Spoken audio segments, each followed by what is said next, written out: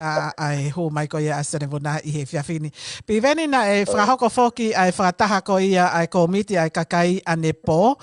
Ki o mai moha ki update me ia ko whakataha ko ia ko whakataha ki he ha pia ko hai ola whakataha ko ia whamole mole. O io, koe whakataha pēia o update e ola whakataha ko ai sea mo to sea mo sekretari pa mo sea ko ko timi. Pe mo mo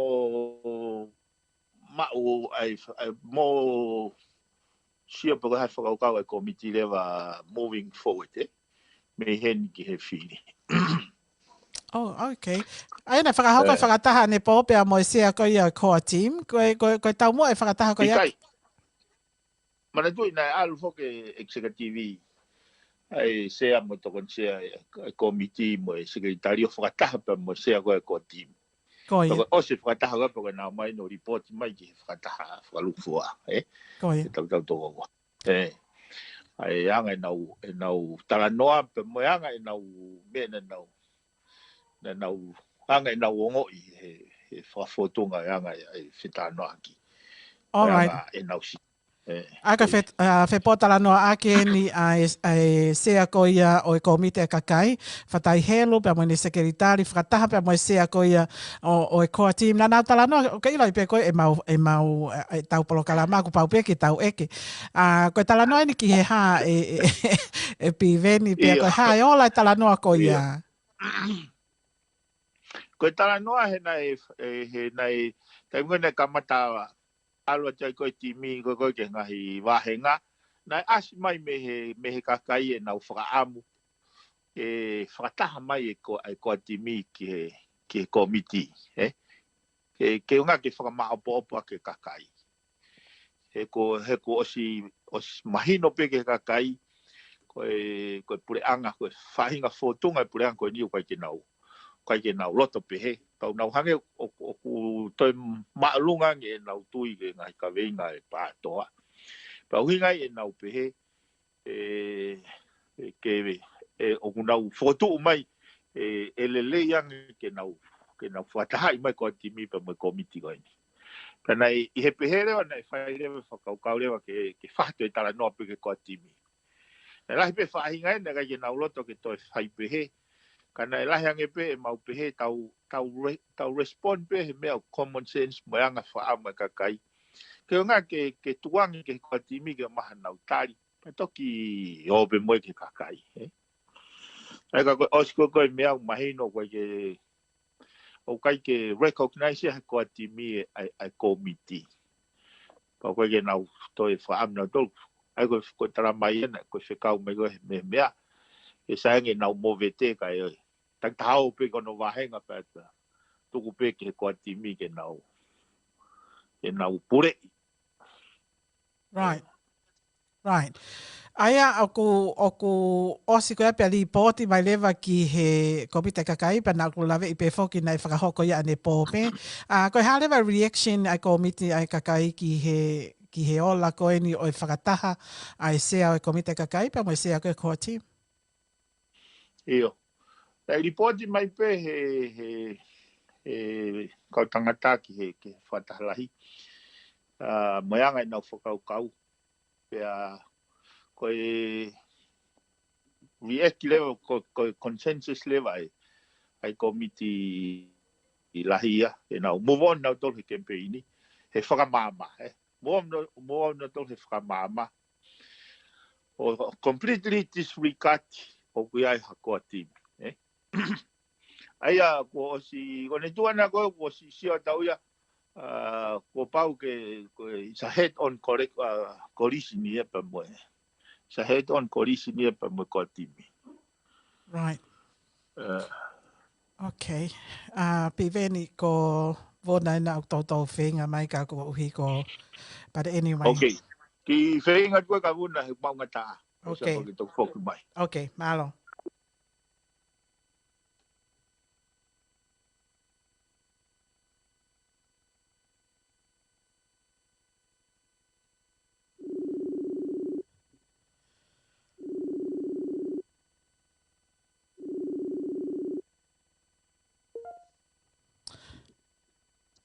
Se ne vona whaotsia, malo e tau mai whiawhini.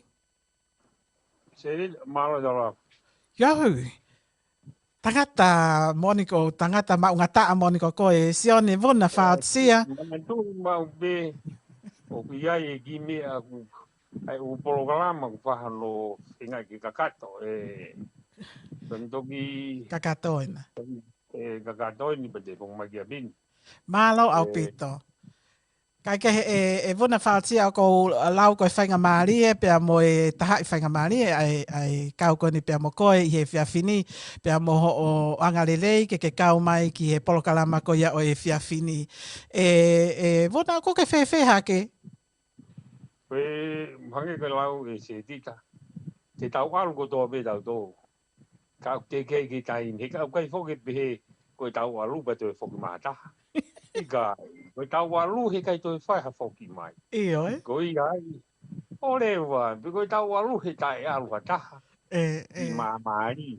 Hange ndia koe mau o he ki bere hake he mālolo e whakaosia koe mau kau koe sia mane tonga. Ka koe rea re ha uri, bia behe re ha uri ki kau whai whikau.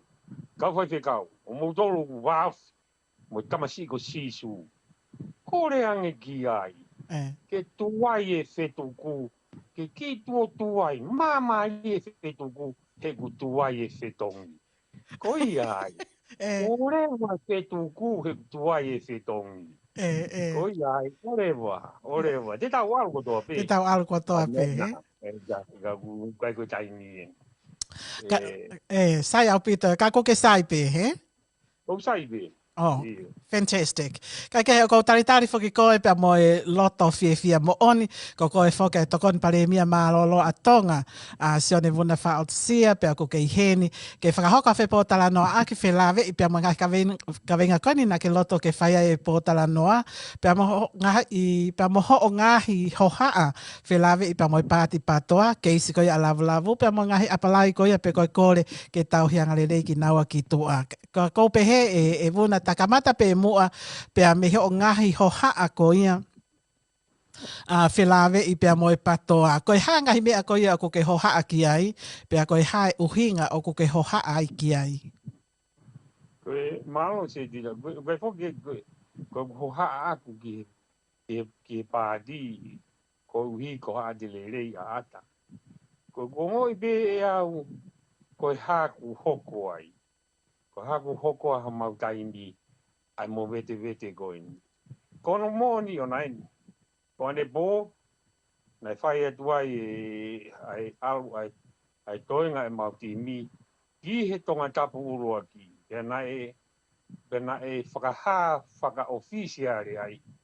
Ko IKANI TALIAI o kulere mau tōru. O kai keu tokangau ki ai. Ka koe mea nai talam kia te au i he mea koe nai hoko ane bō.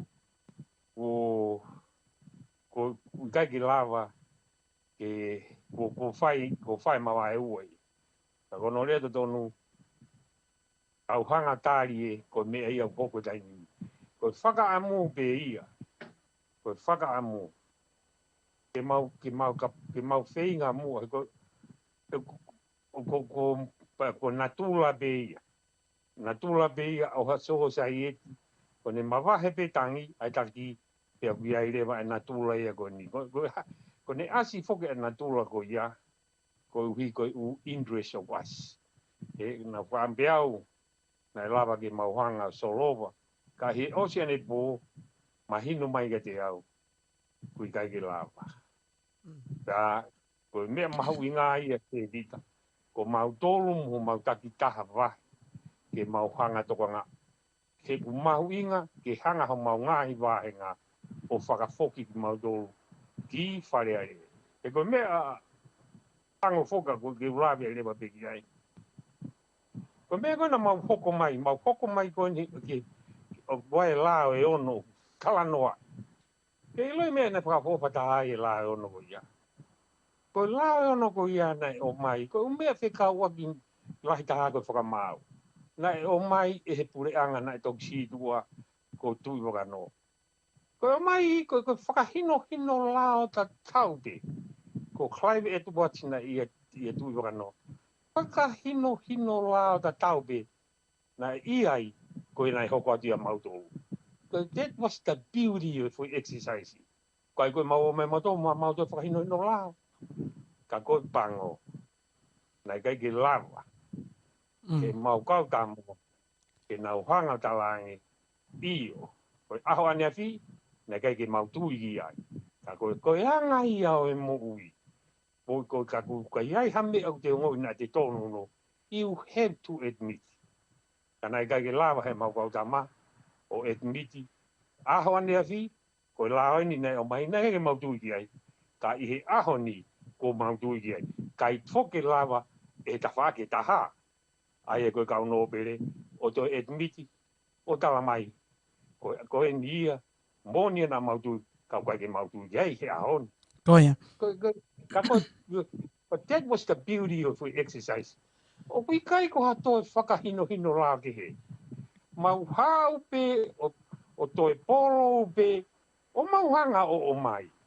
Nai hau ia moa o mau ke Caribbean i me a Commonwealth Law Ministries. Ko whakahino la ta tau pe atu wano, ko ia pe nei hau whaha mau whare.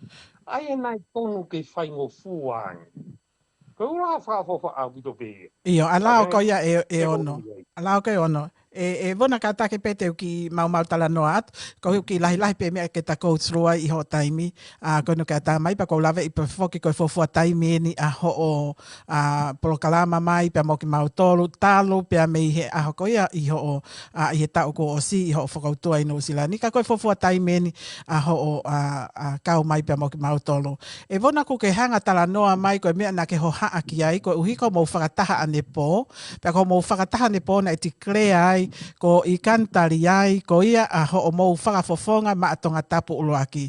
O ku toi lawe i foki he kakai, ko SIAOSI o vai lahi POHIVA, ko e patoa pe mo ia ka ko ia o whakafofonga lolotonga i tonga tapu uloaki ka candidate ka ku o mai lewa e mou tolu a IKANI ko e candidate. Pa ku ke ho haa i he whaitawhaaki ko ia ko uhi ko kai ke lava, ke mou ngau e whakataha a mou tolu pe mo SIAOSI. O tono e whakarea mau i mai pe tala noa ka pau hala mea ko whakarea atu ki ai. Koe foi mea koe e vuna ko amana ke whehui atu ki a te koe. O tala mai e SIAOSI ko ne hou ki to a me he koa timi ke alo nofo i he kakai. Tala mai e ho o mou koa timi a mou tolu o ku mou kei nofo pe mo e kakai. E vuna. Koe ko eke atu koe e au ka koe. Ko hai o tonu. Koe foki wange ko lau, koe ko au ki o mai ke whakamaui a ki nau tōru. Anga peha o perspective koe a au. Ka koe whakaamua o e se dita. Nai lava ke mau whakataha. Koe mooni a hoku roto. Nai whakaamu. Ka nai ko toka ahaka koe ne uho i loi. Nai announce ihe nau i kolomotua ko IKANI. Ko hoko ia. Koe anga ia e moui. Ka heke ke mau lava. Ke toi ke mau toki toi whakataha. Koe ni po nau hanga e nau tō announce he mau toko lahi ange pe foki. Ka koe ngāu ka kono mea mo o ni ona se dita. Koe mahu inga taha e ko mau tōru ke mau taki taha foki ki ono wāhenga. Ke mahino e hanga hau mau ngahi wāhenga o whakafoki mai ki mau tōru. Mea mahu ngai. Koe mea koe ni ke o mai o whanga pe whakatapu. O ke koe ni a ki mau tōru i loto e mau tōru. Koe kakai ia. Ka te au mantuina ke ukawa. Koe ke whie whakatata au me ai. Ka kokongo i pe. Maula lahi ko mea ne kakai tangata. Nai tonu pe ki lava hono se tō ka. O ki kai ki tau tamai tatau. Ko mea kua u kia ia ane po iai. Ai whafofonga ia. I he toinga mautoru. Ke represent mai. A tonga tapu a ki ko IKANI TALIAI. O ko ke whia ai pe ko ke mamahi ai. Ai pe ko tala tu. I wish na kai ki whaha MAVAEUA. Ko o ku mau tui ka tau ke, ko mana tui ko demokalati is a principle. Ke whaka demokalati ang. Se dika, lahi ngā hoi ke whai. lahe ngā uia ke whakatemo kalati ange. Ko mea kono ku mau whesi tu agai mau tolu. Ko mea whakakesi no ia. Ka jau ko mea pango ia pia wai. O ku kei toe lahe ngā uia ke whaka. Hange koe ni te kalata ki whakatātā no. E koe mea au tuku mau pia o pata mai. Ko ulao kere o kutokanga ke. E koe mo ui anga o kakai. Lao kere koe mea ko mau inga iai. E koe mo ui anga o kakai. Talo e kutupa ki o sio. I he tufa i kere. Pea ko mau inga iai. Te kalatu ko te koe. Koe tahe whakaukana o ngā whakaukana o tāngau tama. Ki tau kamata pē tau tōru mea mau tōru. Koe tofi e tui hate hioi ko vai keri. Ko eka e mahalo ki wangi au tupu. Ka ange pē, koe angane whakakaukau. Ka ange pē hate au e ni mai ai mai tui hate o. Pea o mai rewa toi ngā ia ke Land Council ia. A hate o. Aia koe foi currenti ia. Hei kai ke toi aha tangata e noho sola mai ki hate o. E ta e ai hatonga kere ke alongo ui ai. Kai aluia ki he Land Council a hate o. Koe whakakaukau LELEI e koe whakakaukau i o e mo ui ai tokolahi. Kau kei hono pango e se tika. I he konistu tone. Mahalo koe fitu hiwape. Koe lao e o whare area. Under i he Legislative Assembly. Ko kei lo ne ono mai ke tiskasi ai ula ko ia. Koe toko hiwape e whare area. Koe konistu tone. Koe toko hiwape e whare area. Tau no pere. Te nau whai ai hiki nima. Koe ula. Can you imagine how are we going to change? Kai ke he. O kai ki whainga ta ai. Te koe lao pe. Ka koe u mea e uhinga e tala noa ki ai. Ke mau sio mua. Koe hae mea priority. Ke te mo kalati yange ai whonua. Ko mea ke tōkia e mau whakamamawha. Kai tuku mua e mau ke he u mea koe. Ke te mau o mai. Ko whaahinga ko hakurupu o kuna o mai. Mo tau mua ko ia. Ke whakatemo kalati yange. Pea toi whakakaristi iane ange ai. A hono whakalere e whanua. E te tau unu tau tōki he LELEI. He ko hono mō ni ono. Ko e mea LELEI ko toa pe he mamani. O ki ai o tua i. Ko mea koe ki tau huli whea tau tō. Ki tau o whai LELEI. He o ki ai o tua. Ko mea e. Ke tau talano ai. Ko tau mua ke whakatemo kalati. Pea ka pau nai o mai e ki kurupu. Tau priority he tau ni. Mea ki tau kahau. Mea e alu pe taimi. Mo tau lili we foi sino. Ni sini ko ia. Ke ne hanga whakatemo kalati ai. O temo kalati ia whonua ai koe konistu utoni. E alu pe taimi. E koe tangata pe. E alu atu pe ko molu e kau kamakoe. O nau TV ni mai. TV ni mai e. He koe hiko e umea LELEI pe ia. Ange pe ko mea ko lawe ke. Ko mea LELEI ko toa pe. O ki ai o tua i. O ua e whai e FOKOTU'U. Ko o sio ka koe. Ika o wawhia i behe o tua. Ko o whai e FOKOTU'U. Ko in the interest of others. O ko ke pehe ko tu unga ko te ki hoa tai e vuna o ko ke pehe ko tu unga ko ke tala noa mai I he foi mea MAHU'INGA ko ho mo atu ko interest ai kakai. Ko mea whakaotua ia. O ko ke pehe ko tu unga ko no ku iai ai party ai patoa ai core team pe moi komite kakai o ku iai SIAOSI. O ko ke pehe ko hai a teki nau tolu o ku nau serve ai interest ai kakai. O mahalo whenga fuapea no tari on. Oh, tari mai. Ko mea ngā tō pe. Kono mea ko tō pe utuk pe ke kakai. E ilo pe he kakai ia. Ai kakai ko e o ke tanga noa di ai. Te konga pea ka hatu te dita. Koia. I kai pe te tari e au. Te ngā u e whakataha. Mo kakai o ku mu'umu'a ki nau tō I he kakai. Mea ko whenga fuapea ia. Nā mau I whare area. Nā mau I he kabineti. Se dita. Kabineti. Ko pe he ko tau wholau ki he hā. Lea e taimi I o beangi a Agris. Mahalo ko au mo maafu tonu ia ke mai ke matepeti lo ua pe maua. Ko hiko maua nai lahi ko no foi tongani. ko ne taimi be o ke sio ko to nga mu ko ya ka umisa o ke lo ko me ko ko fai olu fe ya for our again o se o ke for our ko fai olu fe ke absorb mai o se o se sio be ko I to nga mo ui ko ya ke hanga be ko talai hanga ko ta mai ke ta to mai me mu dika ko kai ka ha ko me ko masina puranga tu waka no na ni hana minister ana tau filungaki pe hanga ana o mahena na university na mo sami fonu ha o mi o to koni puranga tu waka no me fa computer mo ana tau filungaki ana se dita and he did it for free ko ha o hinga I offer for no idea. Again, my hammer. To have my machine may see. Go kiss you on the fee now. So get a maiki. Now fear ma get a coni for no at no cost. Go far hinga kakai.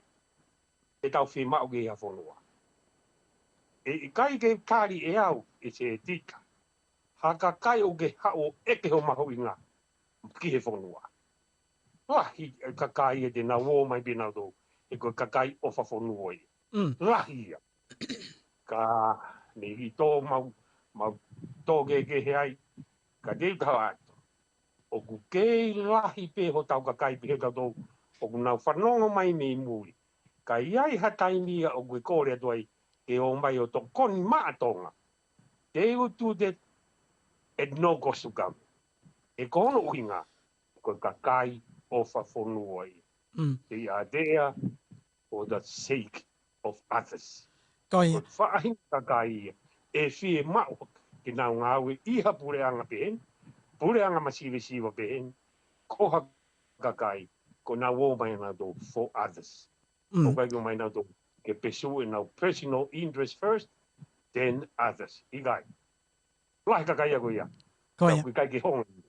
Ko tō e pe kia nau tō ke nau paka. Malo. Okay, ai foi ko ngata ko hui ko ke talanoa mai he pesiu pe ai interest ko ia kakai pa mo ni AUPITO fo kai talanoa ko ke HOKO pa ko ke tau foki ki tau ke tau foki ki he mai ki he anga fai ko ia o MAVAEUA pe ko hala aki fa tau fola mo me ko hui ko personal interest.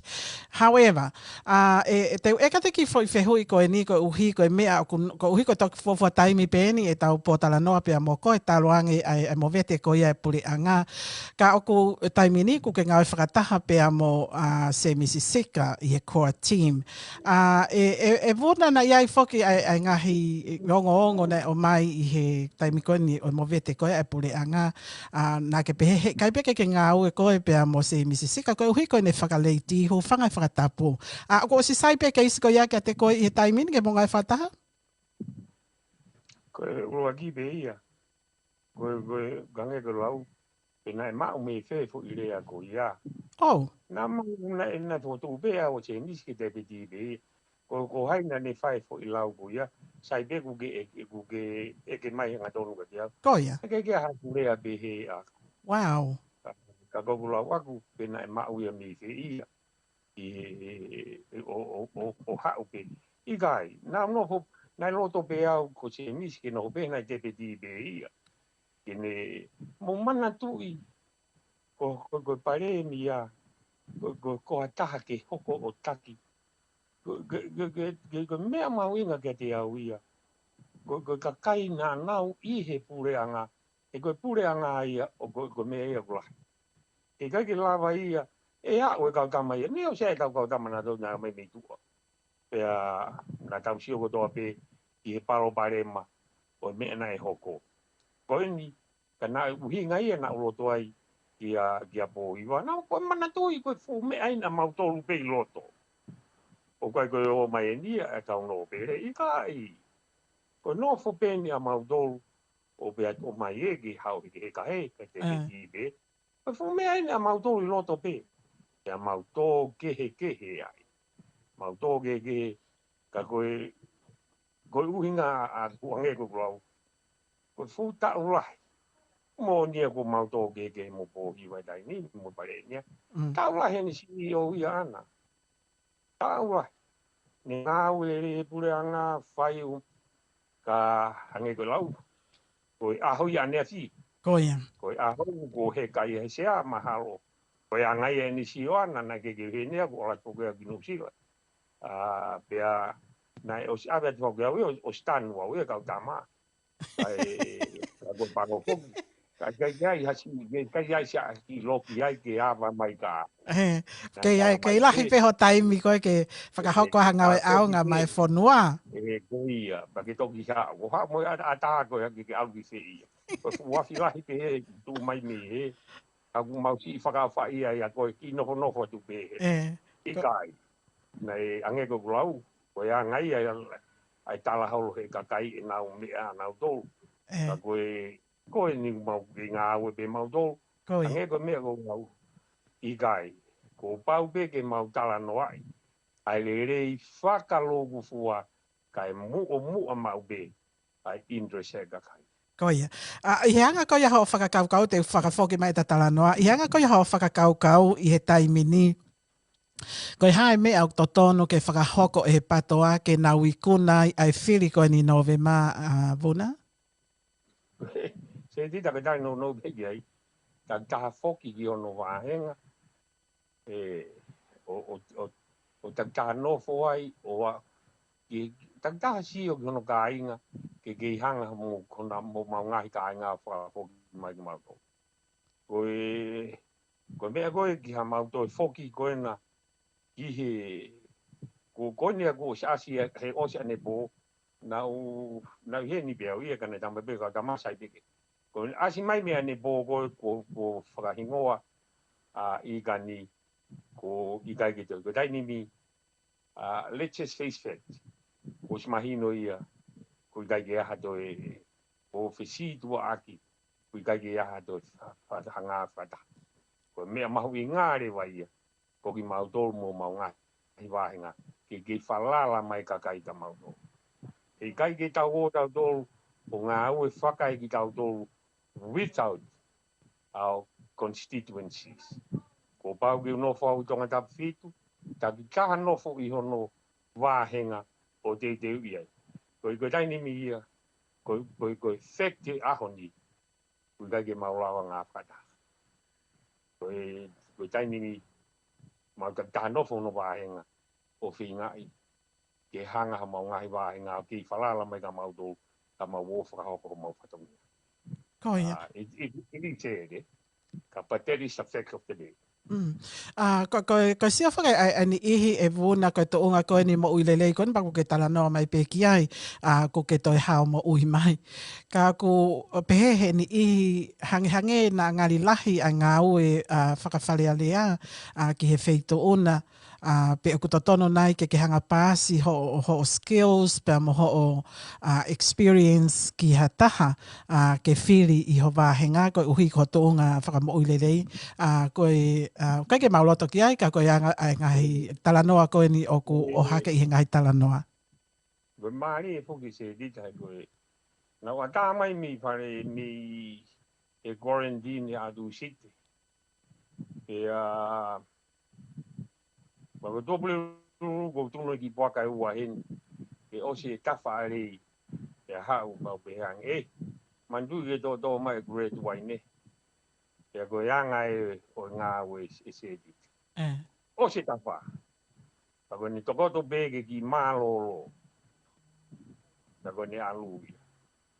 Osi tawha. Te dita. Koe tau ngā ue. Koe tau teu pe e aho ke tau aluai. O gei aha taimi o e mo'ui. Koe teu mati. Koe tau ngā ue. Koe tau teu mati e pe. Ia ka iai ha taimi ko hoko mai loro tonga taimi ko ia. Tahe mea monu ia moni ko hoi. O ku hoko. O kai kia taimi. Ko ku kei ongo I aku. Ko ongo I au ko mo'ui. Ia ko he ko ongo I pe au ia te au. Ke lava LELEI peo whae ngai whatongia ia ko ia hange ko glau. ko ku te upe ni a kai ke angea ko tala mai ko toko wa e palu ko ki nusila a vuna tuke politiki te ko hala o masi te ko hala o ke mo ui be au ko ngo ta ko na o sala angea mi fare mahak a te foki puha mai ya masi i se dita o ko fia e ko tu fia ni ano tamate ya ko fia anga na tolo tamate ya tala mai he angelo le o a ke ngai ke ha ki uta pa ke toki ha ko ni ko ki ke ha ye ni ko o ai ke me he ko ki uta ni ko fi ngai ka pa we OSI e ku ki uta ko ke nga we ma ka kai e fonua ta e ai ki uta o de ke e gai o ke sai pe o ko nge ko lau ko me fa ko fa pe te o anga e o tua mai fa ngamari e hoko de nga ke fa ngamari e be ke MALO ke be sino ke tu ha ke be pongpongi o pa ma sino ke lava be nga we ke nga le be mo ta da mai ka ko me MAHU'INGA u to ki u hinga le u me ala hi mo ui na te alo tu siu he ta fa ke ta te ta puni mai mata pa ke te no fo pe lahi u me LELEI ange ko blau a ko ula LELEI lava pe ka ko toki uruaki le a ki a wen ai e te ngoi na kai lava he mau ka mata ka pe mata fa ko ke mention io na ke mau tari o mai e tui waka no ula ka ko ahoni ko human being de o mau ta he ko whakaofa o advisor ko advisor PEA ko Peter Pekler advisor PEA tui waka no advisor PEA akisi ko whakaofa ia o uriri ke tau koni studone e nai kai ko hatoi tangata ke but unfortunately nai kai ke maulawa o fisio faki e ne hau ke mauhanga tai masi ko taimi ko vea toi ke mea ai MALO he hou e ki ke oue tari lolo tonga ia ko nau tolu e nai whakahou mai lao pea ko te tangutu whakaukau ko whaahinga ka kai wheen aho ne whina ki tangutu he ta whakoe o li liu ho ata mai aho ni Oni o mau tangutu he ta whaketaha te au o ngoi o kai ke iai hatai nia e te o ngoi e te tawhakite o mau pureanga ka hatoa be hai me le ia ki he pureanga ko mea be te bobo ia mai e mau ki lao ko te mau whoki atu e lao si bodi pea kuro tonga au public consultation ni mau te whakamea bango ia be ko ki lao kana mai o peisi la no si la a sport and recreation ko mo si la ko ki lao ko agency ko sport and recreation mai agency ki ne hanga whakalele ko ki lao ko ni e ne o mai a vege ministry ko te o kai ko huinga ku hi ko he tama ko si o pe ko ha o tau to reinvent the wheel like o hinga fai mai e no sila e ko nau ilo me na nau fo mai ya ka me o tau hanga i o to liri ko tau hanga o mai ke ofi ko nau mamang ka ko kai ko ki la ko ni ke mau fo ki atu o hang te whakafoki a ki he pureanga ka ato ai ke Pambina, mau taimi mau foki ai o discussi ki foi la ni. E whakaofioki mua he la ona e drafa da tau moia. Ko la anu sila. Kage, ko yanga ia o no po e whare alea. Au kai ke utui pe, ko kai ke utui, ko heke pe mi he, ko heke. O ko principolo ia o temo kalati. Na mo principolo pe o mo ui. It doesn't matter where you sit. Ko whahawhitu pe o ke iai koe. Kau ke tu ube i e principal. Kone o sibe. Koia. Koe halewa ai me ai hoko kia te mautolo ai patoa pia mo koe foki. O ka pau hei kai ke O ka pahe kai ke ikuna patoa I November. Kono go kai tau be ko fe hui na ke ikuna. Go don't forget mau tani mau do ai. Hanga go me na go lo ai. Me mau nga la kara de ia. Ke hanga tonga ta fito filia. Me mau nga ai. Ko me o ki ke fuai lot. Pe to ki hoko something else. Right. Ko tau be mana tu o ke no fo be ho e ki. Ko mau alu be ko hinga ia to tau mau ai be. Ko win ro mau be o e ki taimi to no wai. Ai to ko tafi tu. Ko ke nau si ai da ai. Ko ia. Ko un ro le wa ai ho. Ko me be e ku ia ka o ki ai. Ko me be ko ai taimi Ia, vona mahina pita pe whamatara ko ke o mai mahu'inga ke mau tō ki loto, pa mahu'inga ai a ho mau tokanga ki ho mau ngai wāhenga, whakafo'ituitui ko hui ke mau tō ki loto. Vona I he tōnga koe ni o koe whehu I hoko koko ai ke o atu ka te koe, nā ke I he pule'anga lolo pule'anga koe ni lolotonga whoki nā ke hoko ai ko toko ni pale mia. E lapa ke tala mai uhinga to tono koe nā ke huai ki tō apea mehe pule'anga? I kai ki ulawa ngā au pe mo ka kai hanga he pare mia mai ona ngā. Tai no no vi. I kai ki ulawa ngā au pe mo ka kai nei I kai pe ki to lo. Nei kai he kai pe la. E ngā au mo ka kai of without principle. Full stop. All right. Oh wow. Aia ko foi principle o ia ko ke na ke kai ke sai ia pe na ke fehi ia I to onga ni ihi pe ko pepe kai ke lava o nga whakataha mo ia pe ke hoki toa. Ma ko ai no pe na whanau mai ka kai. Ko ia. I kai te mo ngā mo la bravo. Full stop. Right. Osi. Kai ke to talia tau ke to lele ki lele mai. Ko tala tu he kai te ulawa mo ka kai pe he. Okay, pe ulawa ngā au mo ka kai. Okay, pe heo tatau pe ia vuna pe mo whakakau koe na SIAOSI POHIVA I ke lawa ngai whakataha mo māteni pe ko huinga ia huai ia ki toa ko he kai pe ke lawa ngai whakataha mo ia. Kai mea he ko mea na wai ko te ko mea whawhamiri ko ni ko au ia ke. Ko au ke lawa o ngā au mo ka kai without principle. Full stop. O nei kai ke toi whima ia uia ke toi tala noa mohata. Ke toi convince au otherwise. Ko mea ko tui ki ai, ko ia pēnā whai. Ko kai ke pēr ko whie ai pe au ia. O kai ke toka ngatau ki halau mai ai ka kai.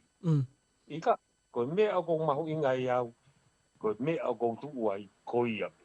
Ko ia. Mahalo pēnā ku hala. Pe o tonu kā, ko e kuongoi hoku konsienisi, o ku mahu'inga i. Ko ia. I kai te ngā noi, mo ka kai, o kai ki aha principle ta. Ko ia. Ko mare ia. Taria kena na wo mai, o komi mo ui ki he pule'anga. Ko na wo mai nau tō, ko i ko nau interest first. Ko nai whakaamu e se tika. Ke mapaku rahi ho tau ka kai tonga tau tō. O nau fie o mai o tokoni, at no cost. Ke na wo mai tokoni, he ngahi malai ke oe ako, oe si pot. Ko e o mai nau tō, rahi o tau ka inga tau tō. Ke o mai tokoni, ko ta mai kien ki tau ngā ue toko, ki tau ngā ue LELEI aki. Ko ia. Ta ke na wo mai po, ko taki, ko stand on principle. Ko ia. Ko tima au, ko hao ko kai ke ha whiri mana ko ai, ko kai ke ha corruption ai. Ko kai ke, ka te au e ko whaingo fua pe. Ko lau ke kawi, ko whiu pe whakawhaka kau e kawi ko rapi nai mau ia mi whia. Ka te au ko whaingo toko bea ko osi ia. Osi. Ko moni aku, ko kai ka kuroi aku. Atawa mai kawi ko ro ko pato si, nei mai kawi ko rapi. Ko whaiko tonu pia, ko mea pe ua ko mahu'inga ia mo wi. Work hard and be faithful. Ko ira ko whangatalangi ke whanau, ko talangi ko mau ofisi. Ko ke toi ai ha go round, ko ke ha do alternative ia. E kai ke successful ta haia ko whakapiko. You have to work hard, but be faithful. Mahu'inga ke se faithful loi. Ko ne lava bia. O si lava ko toa. Ka toa sayone. Si ko o si lava ko. Work hard and be faithful. Me amahu inga aupito. Ka mau hakakai behe ia I he puranga tonga. Ko me lele ho tau wakada do e ngā holo I. Ko kakai ngā au, ia ku nau faithful, nau whaito tonu. Whekau mau I ngā aupito ia ko ke hanga tuku ange mai. Ta hoko mai ki he konga koho no wā e vuna ko e keisi ko ia e ngō lavu lavu. O koe whakakau kau to tonu ke peilo ki naua, pe tauhi ki naua ki toa, ko lawe I pe whoke o kuiai e ngāhi application ki he ke toi whai pe ha tauhi ki toa. Ka ke ki whakamatara mai mua ke ta whaaki whakalao ko ia o e ta whako lawe I pe ko loia koe. Ta whaaki whakalao e ta whako e paku ke tui nai uta tonu ke tauhi ki naua ki toa, ke peilo ki naua ki toa. E se tika. Ka mea maari o ke isi ia. E nai apalai ai lavu lavu ke peilo. Ya, o weki ko te mo I kita e koala di tau ngā ue. E hanga whakamau tala mai. E upoini koe ke aia e alu he tangi. Kata mai whakamau e ho mowo ma tala mai o tai whakalao e to tonu e. Hala ke o mai haki pou e taha mea gui he lawe authority. Mowo mai o tala mai nei tonu ke alu pe he tonu kai ke o mai haki mea ke pou ati. Kai ke te lau I ko kita ai tu tuni pa te pango ia I ko ngā tanga te o ngā ua tonga ni ia ko nai whakaamo pe puke ke tau whai rei ai.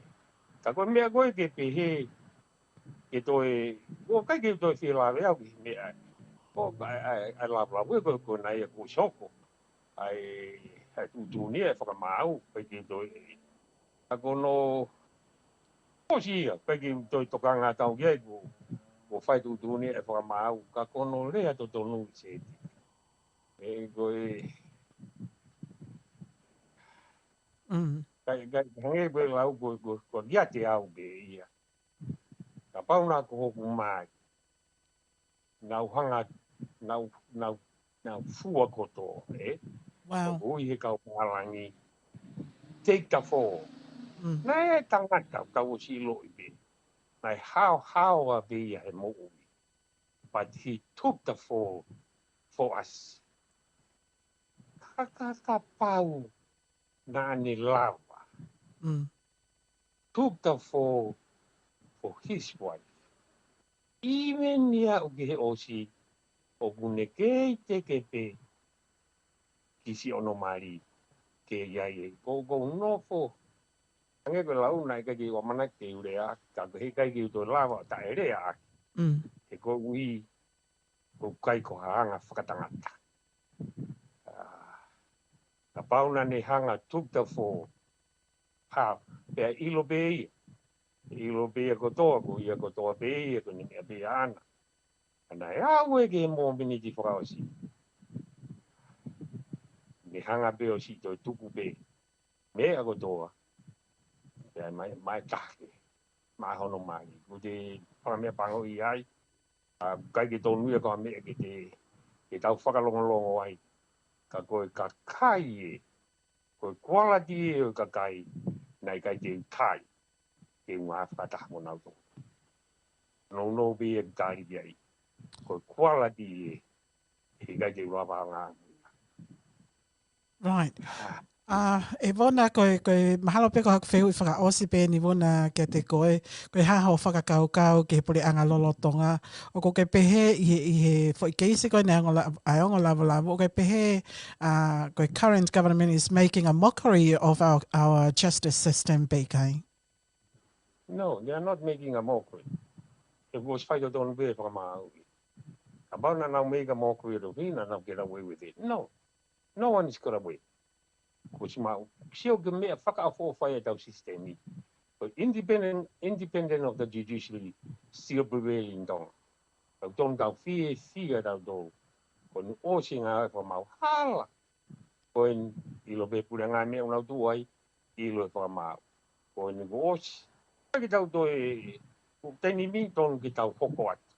O te rea take ke on lavu lavu mo mantu be ko si o family o ku fine mo tua ma do i be on. Well, ko family pe mo hok family fok. Ko ia gosi ia. Pake tuku ia ko stau ba stau do me ai. Ai mi ke tau hoko at. Pea ki hato taha fok. E hau hoko ki taki ko taki e whonua.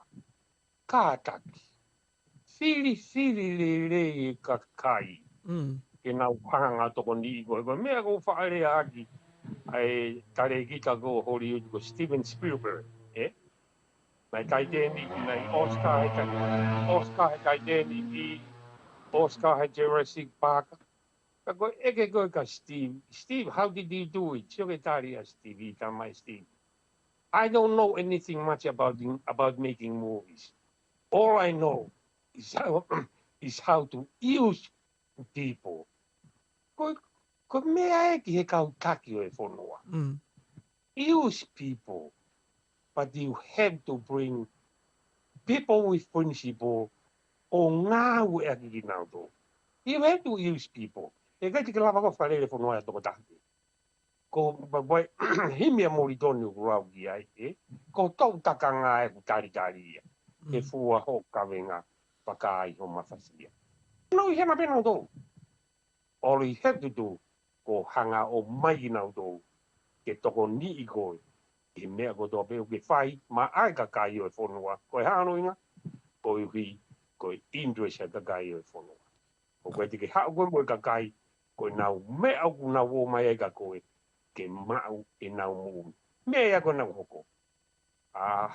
Nau o mai ke nau kauhe, ngā he maka tanu hala, ko no aru koe.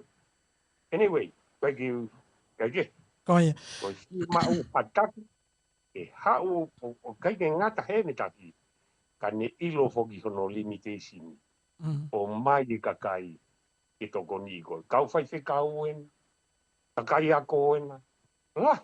O koe ke nau politiki nau tō. Ka aku nau i hena ki nau tō. Ko nau tari mai pe nau tō. Ki ha taimi ki ke kore ke nau tō kone. Ko ia. Ko whehoi whakaosi pepa te o mai pe whehoi whakaosi ko ia e vuna ki he mea kona e kamata ki e tapōtala noa. Ko e tūkoi taimi ni ko os MAVAEUA le vai patoa, ko e taha koa team, taha SIAOSI mo komiti ko ia.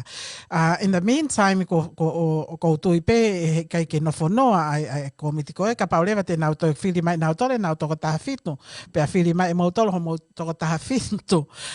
O ku kei pehe te mau kei kuna i pe, ko anga koe kusio kai taimi ni, o ku kei taimi pe ke whai hangau e whakataha.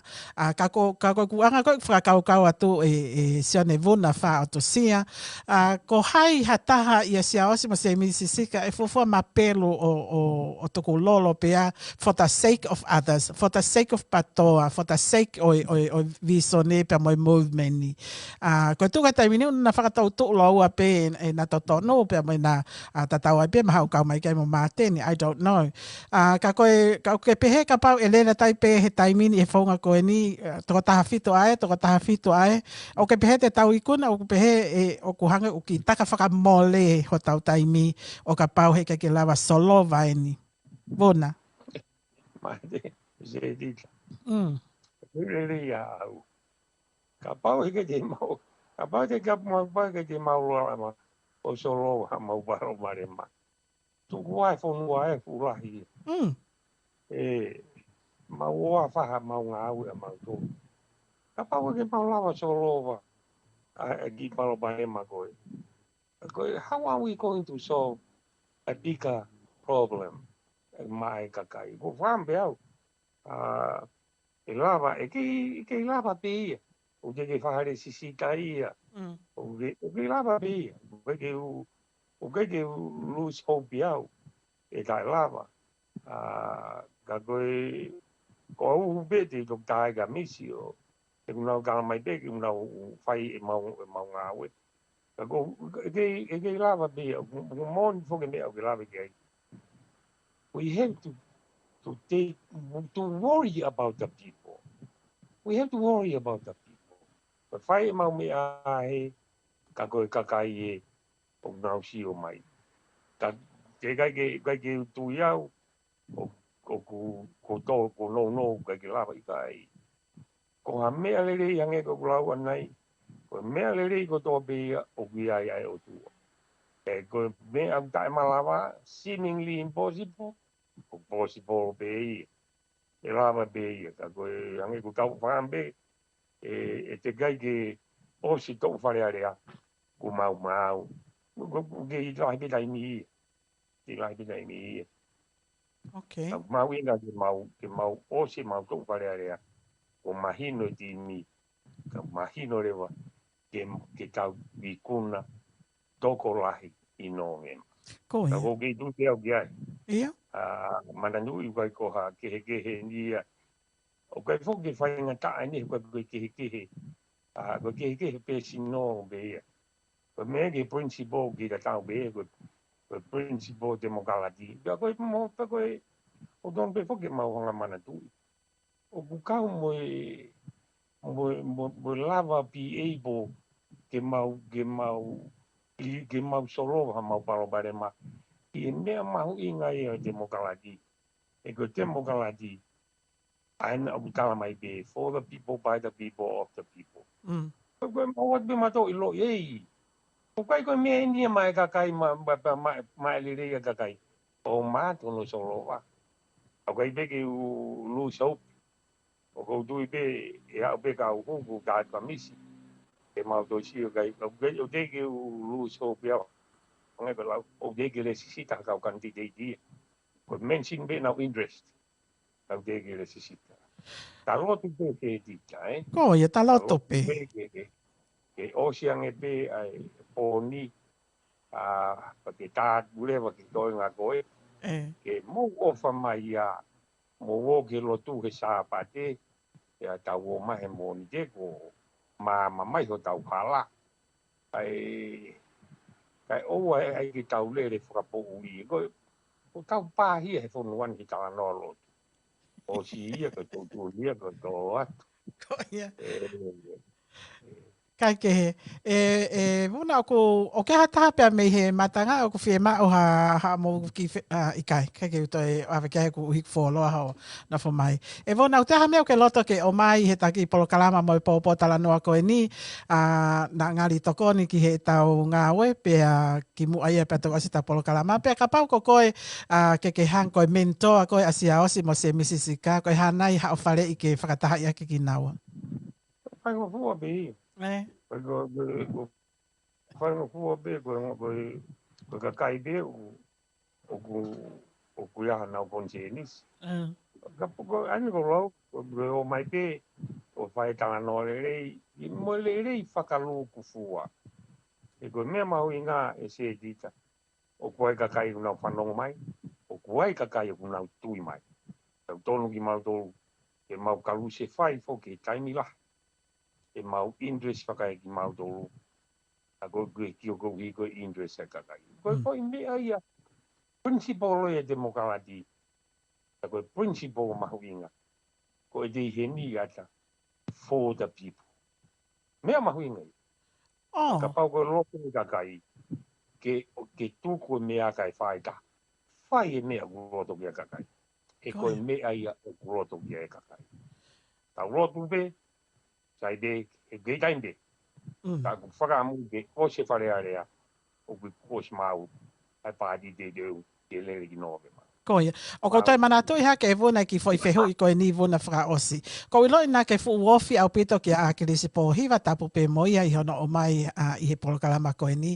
O pehe ki he tau tuunga whakapolitikare koe nei patoa he taimini ka pau nei ke imo uia tangata iki. O kuke pehe nei koe ha nei koe ha mea tene whai i he tuunga koe ni o ke ai patoa he taimini. How would he do it? Kono moni fuga na ia. E se dita na mau. Mo mandu i go agrisi na ne whakalere pe e ia. Ko mea ia na e lere mai ai kātoa pe. Ko agrisi na ne whai pe mea koe na e loto ki ai. Mai? I find it. Go tari go ke be how he would have handled it. If I na ke ya fa ha po pe he be ni yo no taimi. Lo ka kai go to be na fo no me ya mo agris. Na end of the day na mato. Ko e uhilaria wa lucky new clive to den le hau. Ko ka do be he ko hono inga na natula be fokagrisia. E tu be he principle a demokrati. Ka ko ni tu be na ikai ke to ngau. Ikai te wile how would he have handled it had he been alive? Yeah? It would be difficult for me. It gives you a ten hanganai o solova beheni. Hame tini solova agi palopare magoi. Kawai foki tuiana mi hoko palopare mabe kapal nagi lau mari tanga nagi. Ari mi amolo. Kawai tai ni mi ko tari ke tau do. Ko hai me ki tau fai, ai ni ku tari pia ko. Mo ko mai tau o mai ka pau ke tau lava. O solova ki mea fai ngo fua ko. Ko hai tau to mea fai. Ki he whonua koe te tau lawa soloa ki tau tō. Ki ai be whoke kai utari ai. Te mo me ka kia te au. O utari mai ka kai. Ko si o mai ka kai kau tāma. Ai ke mo whai taha. Ko mea no pe mau mai na tō.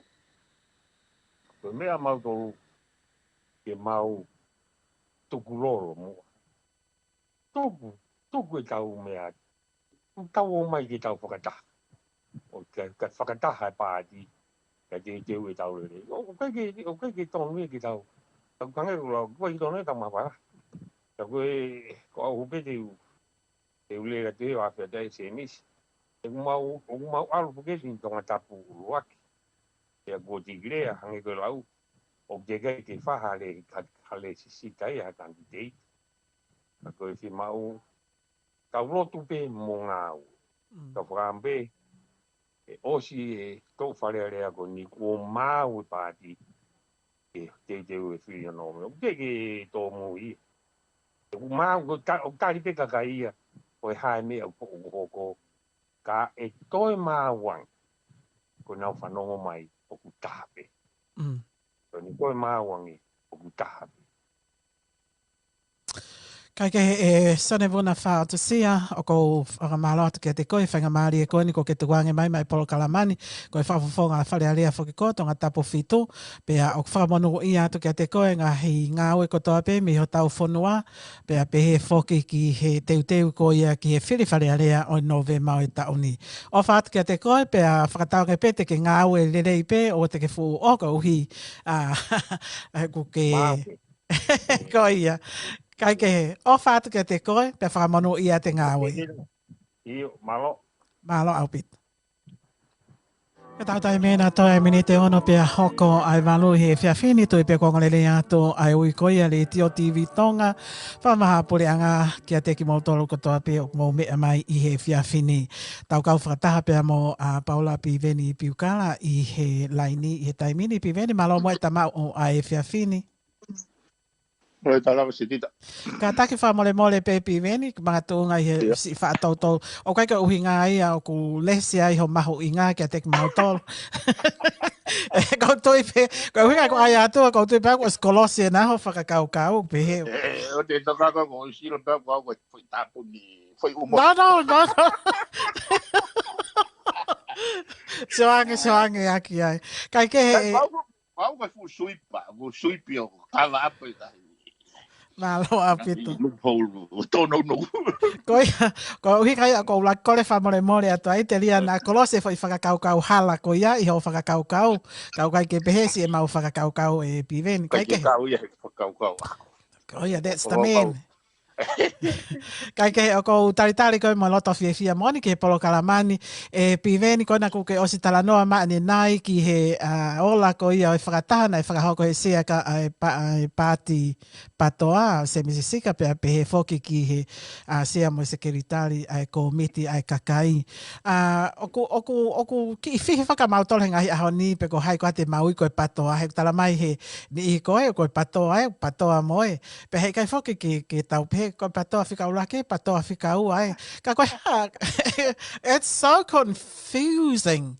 Ai tu atu koe he taimini he anga koe ni o tō kai ke he. Ka koe tō koe he taimini na ku eke kia vuna e whehu i koe ni i he tūnga koe ni oku kaipe ke toi lava. I hange ka te au he kaipe ke toi lava ke toi whahanga o e whakataha. Pea i he tū koe taimini u tau lele ua lewa he taimini. So koe whehu ka te koe o ku ui e pāti koe koe ha, ku ui ta koe ha. Pea e anga whewhe lewa ha atau i kona e piveni koe. That is $1 million question. E anga whewhe lewa ha tau i kona i he Novema, i he whirikoni Novema, ka pau te tau lele ua pehepe. Nā e tari a vuna ka ku mau whampe ke mau whanongo ki hotari. Iyo. Koe patoa ki taha pea iyo. Taha pe patoa iyo si tita. Really? O taha pe patoa he atamai kakai. Okay. O ku taha pe ai miso ne iyo. Taha pe ka venga iyo. Koe pe lava pe kakai ia o whamawai. Ai lau marie ko ku o hanga marie ke FAKAMU'OMU'A e nau interesi. Tau whatano hoa ne nai ne mahino mai whatala noa. O koe loto e koe timi ke nau ki i loka pe nau anau tolu, he? Koe. Koe whakaukau fok se tita. Kau ata ai whakaukau wa ni ke tau, ke katatok foki mai ki fui. Ata whakaukau koe ni. Oku ho haa pe hange ata MOVETEVETE ai tuunga o ki ai te ungawe pa fui rea koe moment. He uhinga LELEI yangi moment ni he patoa. Ai moment ni. He koe liu whapurit ai moment ni ya. Koe common struggle ai kai koe ke tokanga i kina. Ai ngahi reo kai ke malama percent. Ie ngahi hawhanga peko ngahi e whaianga tutoni. Sai, taha peia. Koe whakailonga i ni fuusu ai size and magnitude ai fuusu nai tue aklisi se tika. He hanga he mea goni hoko o magnify mai ai mahu'inga i tangata koe ni. He koia na ni hanga whakamao popo e whanua. Kake sio ke he ilonga koe ene MEI focus point, koe foi focal point ni a akirisi. So ko no remove koe a, hange koe he motu hanga hi string da whanaa maka. Sai. Koe uraki MOVETEVETE ene hoko i he kauwhafofonga. Se tita u te gea mea behea i he foi lalo mamani. Ke majority ha pati. Pea more PULE'ANGA. Never happened. In this entire world. Never happened. Ke majority ha pati. Enough ke nau kotu e PULE'ANGA. Pea more PULE'ANGA. Ko tala noa mai e piveni he hiriang e pekia koe tangata e. He hiriang ko uia mau tanoa ke magnitude te fu su gogo akirisi. Pea tuka ki i rewa i kautama na heke. Tuka ki e whafoka tuata fitu pena ne take alu gogo pea. Kai hange ata ia ko kautama gogo na toe ko kautama ino ne nau nofo he visone me patoa. Ka koe whakamao popu koe aku se tika. Na anau heke lo ua pe o mamao me kakai. I whakauhinga ko ni se tita. Ka pau na iki I tatewe I honau atamai mo honau loto. O ku mahu'inga interest ai whanua ka moe kakai. Na nau lava po sote nau keke ko ya. Ka wahame na kai ke nau lava ai. He nai prevail nau self-interest. Fuse tamago ke whahanoloto, fuse tamago ke whahanoloto. Fuse tamago ke paremia, fuse tamago ke paremia. Fuse tamago ke tokon paremia, fuse tamago ke tokon paremia. Kai ke asi mai kakai ia mo interest ai kakai. Pe koe whanua. Nau toko maa tangu tua te ahonu pe mai. Palparema honu whalere whanua. Kana nau os mamahe ka ato pina tolo ke. Kako hono ka kia au e wanga usio. Koe clear indication ia ai fu pressure na keli paremia malo. En ai moi fainga mafi fainga whakaapa na ane mau o ne kei hole masia se tita. Te uki whatadano be mea koe ni ka whokau tō whoku mai. Nai tōk ose pe wike paanga. Koe ose pe wike paanga as mai ki tala noa me lot. Haia he pule'anga e waka. He ki kau wea koe nio na woko teila rewa o na cruise. Ka koe tau te fesiti en se tita. Ka koe mea koe nei o sanga he tata I ki o tata ofi. Pena I rifia ngai pot ngā ue ke nau toi whai whakamore whawareware. Me panga tu hawe kaka. Ka isio ke fui movete. Ka usio koe patoa peo ku let loose. Kau katoa I pe pule'anga patoa pe patoa meanga. O ku let loose umea koe na iai ngai restrictions ko whakatau mea LELE whakamama voti koe ni. Ka koe huia whake whatanoa se tita he koe patsete whesiti whoki. Aia koe uhinga ai te whesiti ka wange ko uhinga pe uhinga LELEI mea koe ninge kakai. E ki ngutu huange toi alatu ai matua te to'o mai whai pulopula na e tuku ke to'o a ke tau hoko. O haka ko ngā ko lahi puke kaure ka he malnutrition, nau palahi se kaia. Nau uhinga LELEI lewa e tau wala ki heke o mai ke heke fui necessity. Ko mea kau kai ke uhinga LELEI ka te au, o kwhai e tau fui, o kwhai he puranga ko ni fui ala ta tau pe. Ala to o mai pulopula. Ka ko whaka eke to whi mea ai ke ai aki. Ko ki foi askirimi. Ko ki whakanani via se tita. Not necessity. Eko kuhinga kuhinga hulu I foi ata kon se tita. O let loose ka toa pe mo.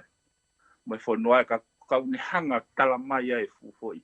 Ai fu so mai magnitude. Ai whahinga nau na ia akirisi sai.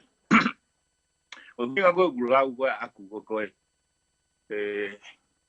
na nau heke katoa pe kau whafofonga na nofo he pāti ki tua me viso ne.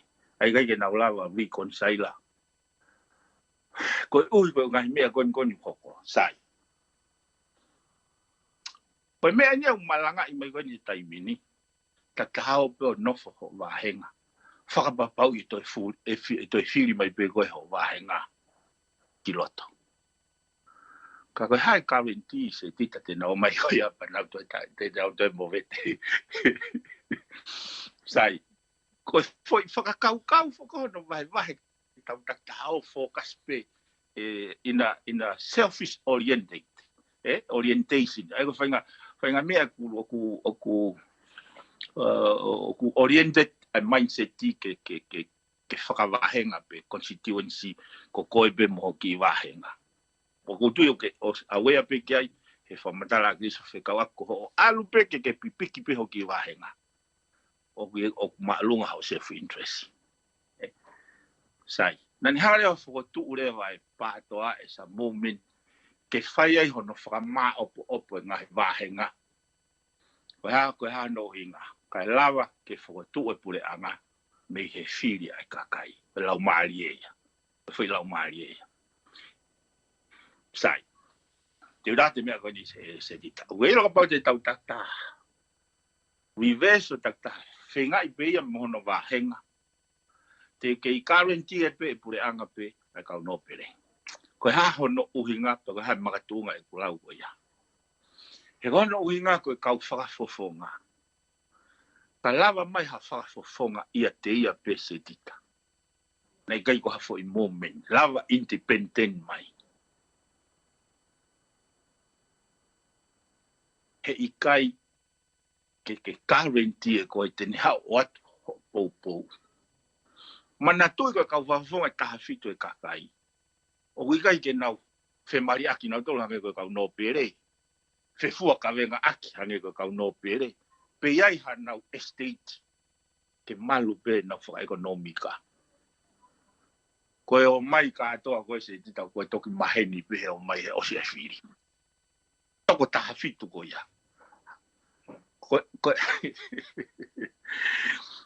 Ha ue toko taha whitu koe ia. E whai ngō fuange ke to'o he kau no pere toko nima.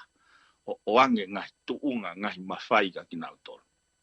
He whinga ai toko taha wha i whakalufua ke nau upelulaki. Koe whakataha pense, koe pule'anga akirisi, taule nau ngau mai waftaha nima, taha on, taha whit, taha walu, taha iwa malolo akirisi. Saka malo akirisi, teke nau pont nau tolia. Teke nau whiongo yakna, malolo ble split. Namo wa tau hui ene whawhona, na nau pehe kwa jahani films. Kwa jahani interest ane ke minister. He anga pe nau assess pe nau tau. O feminista ape. Ko poini ia tatau ai pe pe koe ha ho tunga whakako. Koe ha ho tuunga. Ka ko hono whiri mai pe koe mo wahenga. Koe o se entai tolo kai toko ke umi me ani kai toa. Ko hono whaingata ai au koe whakaukau. Ko inga whak se te o hui tāno pehe tau remove tau te ke hako umiti ia.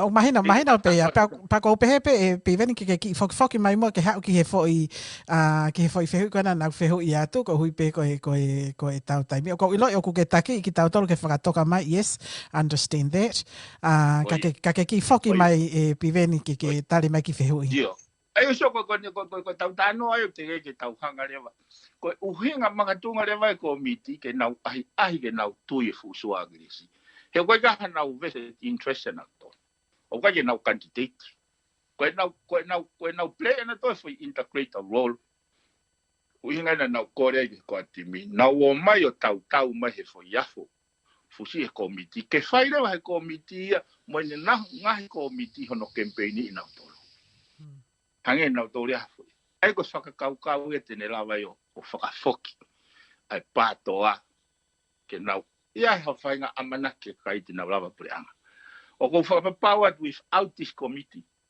he kai ke tau whunua ai patoa Really? Stop right there e pivene mau inga foi poini ko na ko ke hanga o drop mai I foi setes ko ia. O ko ke pehe without a committee ko ni he kai pe ke tau fonua ai patoa. O ko ho view ia ko view atu ka kai ka pau he kai ke whakataha ai o ngota whaaki he kai ke tau fonua ai patoa.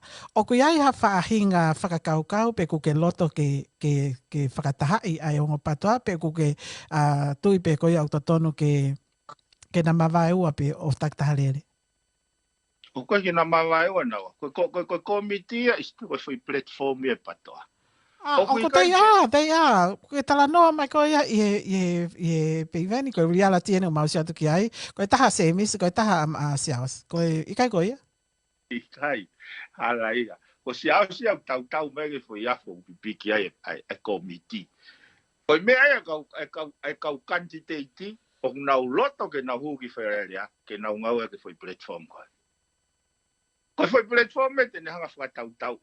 Se tita koe ni ko oswa matalatu without this platform ka tau alu foi fotutu koe na ai komiti ai ko timi pe ai ko kau whafufonga they are full of their own interests. O poini he o si hanga na to loka I foi process whakatemukalati. Malo na whai pesa mea eu nau kei maalunga pena tol pa kei alu. Ka hunde hanga le titi maisi ai foi whakaukau. Ka pau koe uhinga e tau kumia ui ke pule'anga o whunua ko tonga ke whakatemukalati. O ku mahu'inga e whonga tau se mau ke tau kumia ki. Ke whakatemukalati atu e foi process koe. Pena ngoi ne wai ngai Kau mahi no e ho uhinga e piveni e? Kau mahi no? Yeah. Koe makatu'unga ia koe whakataranoa koe iei e se tita. He koe uhinga movete koni koe puria ai sino na e tui ke fusu ko a krisi. He kai ke lava ke hao kau whawhawha lono tonga o tui ia pa nau talamai ko mautolu pe o te mautolu holo. He koe hono uhinga he nai o sfua atu he kakai ana. Na osi perform nau tolu ia mi whare area. O si lau pe kakai o tala nau tolu ai. Foi platform koe, tene hanga. Tene hanga whai whakamarketia. Te hanga ko whatata koe. Na e whanong me whakamatala koe, mea pehe he sea koe timi, o ku wai tonga tapuhiwa mo tonga tapuwalu. Pau nau kamata ke nau tātaa noa ke ngau kau kantiteiti kehe. Soko e koe whakaukau ene se tita e kuhinga koe aku. O kai ke entirely ho hukiloto I ho foi FAKAFO'ITUITUI.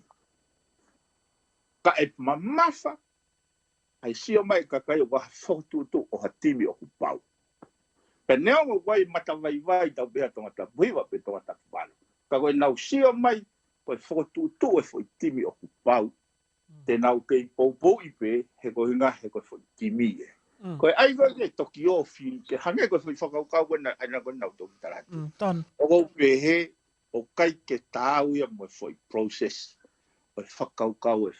He so wai ai whakaukau nau whanong hake. He mea na asmai me sea koa timi. Ka pau e kai ke whakanga SIAOSI te nau tānoa na toka. Ai os compromise ai foi visiona pe koe te fito I ka veinga o e pātoa ai. Koe kuhinga aku, neongu wai e. Neongu wai e. Pa neongu toko ua, toko tobe ai kau kandidate pātoa. Ka EKE'I wini pe pātoa, ka pau te nau ngau ke foi platform. Piveni, koe tō kai taimini, reality is, o ko ua o ngota whaaki, pane o koe talamai o ko tahape, platform koe na ai komite kakai, o ko ke pe koe platform totonu iau totonu ke piki kia kau whakafofonga. Koe platform. Koe ke te aha platform ke heia. The rest is koe kau kandidate pe. Koe platform fo ke taha ia o kuhu mai ki ai core team. I kai ko ia, koe platform ia taha. Whanau le se tita. Koe core team I, koe movete takta nofo mau. Hene. I basically no team. Koe takta foko o takta candidate. Ai ko kuhinga tu, koe tukan dai mini taha pe platform e patoa. Toi ngare vai koe kau candidate pe. They are not a platform. Ka koe taimi whake koe e piveni, ka koe o le peke uhi ke ka pau he kai ke umahi no I aho o whakamatala. O koutui he kai mahi no I he takau whanongo aho o whakamatala. O ke whakamatala whako o kuki deep anga ho whakamatala.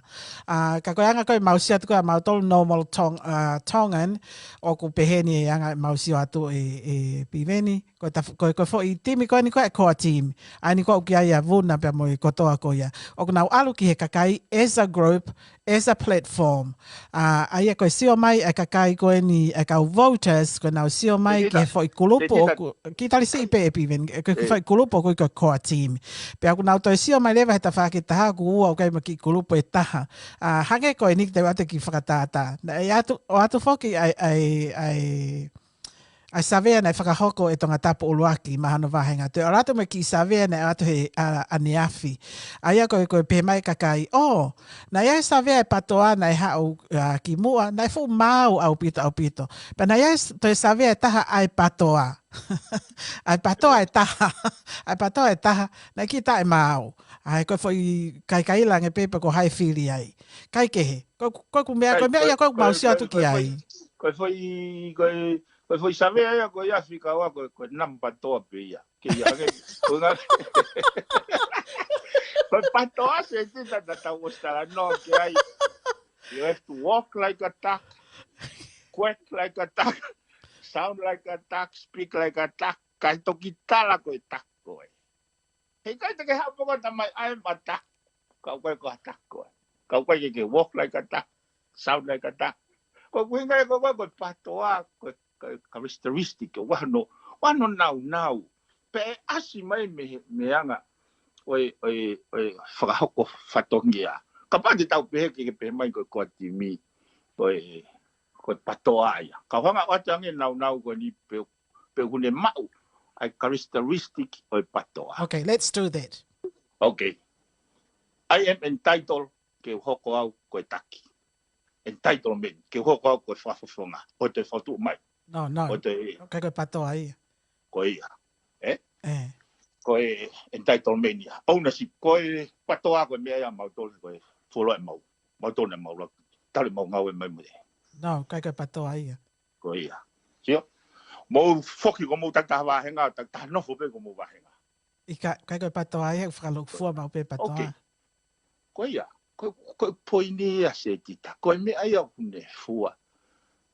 Ai mea ui ke pēka kai ko he patoa, whetai patoa. Ai characteristic ai nau whakahoko nau whatongia. E lava ke ki hua te ki foi konga ko ia. Te upehe au koe ke patoa, koe ke patoa. He koe uhi ka pau na nau patoa, pa na nau tui ke patoa, pa ka pau na nau tui ke visone. Koe patoa is united. He kai ke wha maa vahe, he kai ke whai. Koe uhi ko resulted koe taimini o kuiai maa vahe, pa koe ke lava o mend pe mono ai fo maa vahe koe ni. Therefore, mahalo te uia tau utimi katoa i he nau. They are non-patoas. Koe ku poinia se tita. Koe poinia te a oni wela koe neongo koe wailau o be me engineer. Koe whare kulanga ke piriki, ka koe fotunga piriki koe ko hawhare. Koe kuhinga whoke, nau whatara no whane nai e pure fusu a akirisi. Pure fu e vae go akirisi me fusu, pea movete ai. Pea alwe ko ati mihia o na tolu o claim ownership, claim entitlement o na alu ke na self interest na resort ke na ki kona pe na comfortable ai. Kai tuange kakai. Ko foi ko kuhira le web ta no ke hawe foi committee ko ni. Na mai na tolia o ahi ke tui fu so akrisi. Kana play foi role ke na integrate ngai component ni ngai foi piriki ke langa ke whare patoa ke taimi ko o se ai fili o nau mai ke nau treke.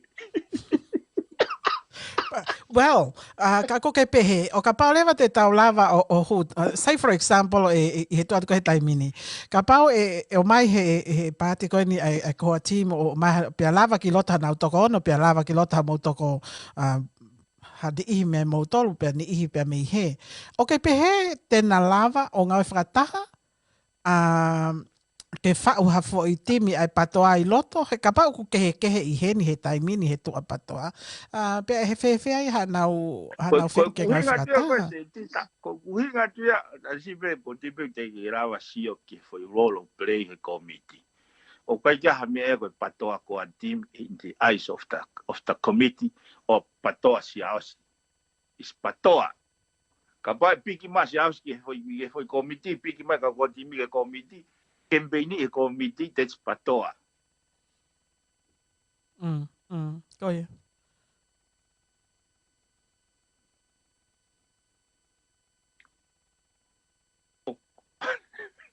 Ia hoka tuko e piveni. Hoka tuko e piveni. Ko ia. He o ke tala mai fo ko ia ka pai ha o me to gono me he. pe hau to no me fe kono mani ko tau ko se takai ko ni e se tita ko foi pret na ostalat ko foi pret fombe ta une play integrated role the rest are all component pe ko ngai foi piriki pena do ko kau quantity pe Okay. O nau tui nau tolu o nau tui nau tolu tata hao pe o rea hono wa henga kau tara kau hanga wate whakau ni se tita he ko unga he tau nofo kau he kau hanga te whanua ke tunga whatu tāmaki kau hanga wate whakau ni se tita ko tau whala ni a Fiona e tala noa mai he tuunga he value e tau paanga ta noa mai he tau GDP ta noa mai he tau trade deficit ta noa mai he quality education ta noa mai he quality of health.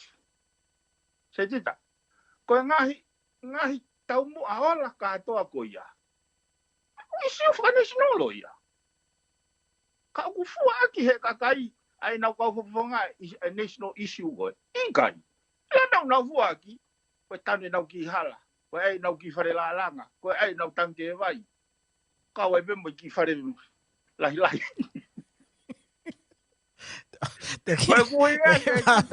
OSI o polo kalama he taimini. Koe ku uhinga ke tau sio ke whakaukau. Koe mea fua ke kakai kau whafufonga o huotano ke nofo he national level. Koe mea fua whakawahenga. Mandu na tātu. Koe tau kau whafufonga ka pau nau tui tak tahau peo nofo nau wahenga. Kau pure whakawahe lelei monse dita.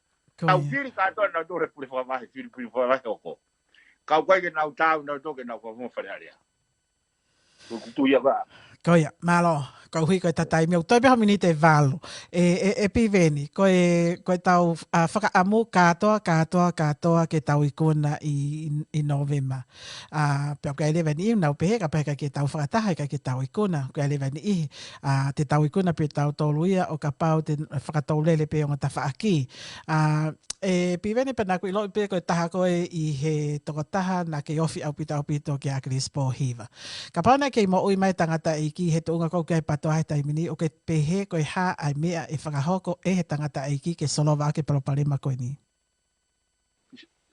Se dita, ilo ka pau na ki mo i tangata i ki ka i hoko palopalema koe ni. Ta tau pe mo tari ko a VUNA, Oia. Ko na to wase whinga fo matala tu ke tau sio ke magnitude oi fusi ana ke tau lava replace a PEA a kwatimi. Ko uhinga MAHU'INGA for committee ke now play for integrated role. He ka pana ke mo ke hoko ni ka ke sio ke MAHU'INGA a ene puke mai fo noa me fu lauta. Pa kwa ke fetong ngofu ai ke tau pe ke hau be a misika pan fetong pe hau be a VUNA pan fetong pe hau be a POHIVA pan fetong ka. Na mo uhinga na MAHU'INGA ai committee ko ni ko platform. Ke ne fai no whakatau anga alufu ai. Ke ne remove a sio kita me ka whafonga remove self-interest. Se dia te tātua koe o wana aloi maha taha koe ku hau ia ku kai ke ai elemeniti koe. Tae tene hanga demonstrate mai quality koe. Koe katoa koe ne tausio koe ni mea. Koe hae uena nau movete ai. Nani ya tahai na ne nofo whakaukau i interest a kakai. Koe foi mea nau tōtou rea ki tau program. Kai kia tahe kau whafonga na e toe. Na nau ngau me mua kisi. Ke kei nofo whakaukau ki e foi whalala moe amanaki. Foi rea e ua ne whangau e ka akilisi. Whalala moe amanaki a kakai. Na o mai ke foi waka koe pātoa. Koe ni malo lo pe akilisi unau koa. Nau e nau tole mawhai. He ka pau na ia whahai anau tolu na nau hanga whakaukau e fui mea koe. Os, o nau osi ila te rei. Whamolu tau toko ngā koe kakai. Koe. Kana ke pehe. Te wata pe ki whehui whakaosi koe ni e pive ni ke tari ko ilo pe ku lolo e ta polo kalama. Ka ku mahu'inga aupito, ko mahu'inga i au ngahi mea kono ke whakamatala mai ki aipa ko whaamanga eo iai ha foi aho ku atu kakato ha foi hoa e ua ke te koe pive ni ke tala noa pe i foi isi upe koe o te o maha kes. Ka o mai toko taha pe koe i ha foi aho e pive ni e. Aia koe sa te koe taimi ni piveni koe harewa ha tau mea e whai. O ko ke tala noa mai, you have a strong set, koe patoa has to win. Has to win. Ko pau ke tau win. Why is it?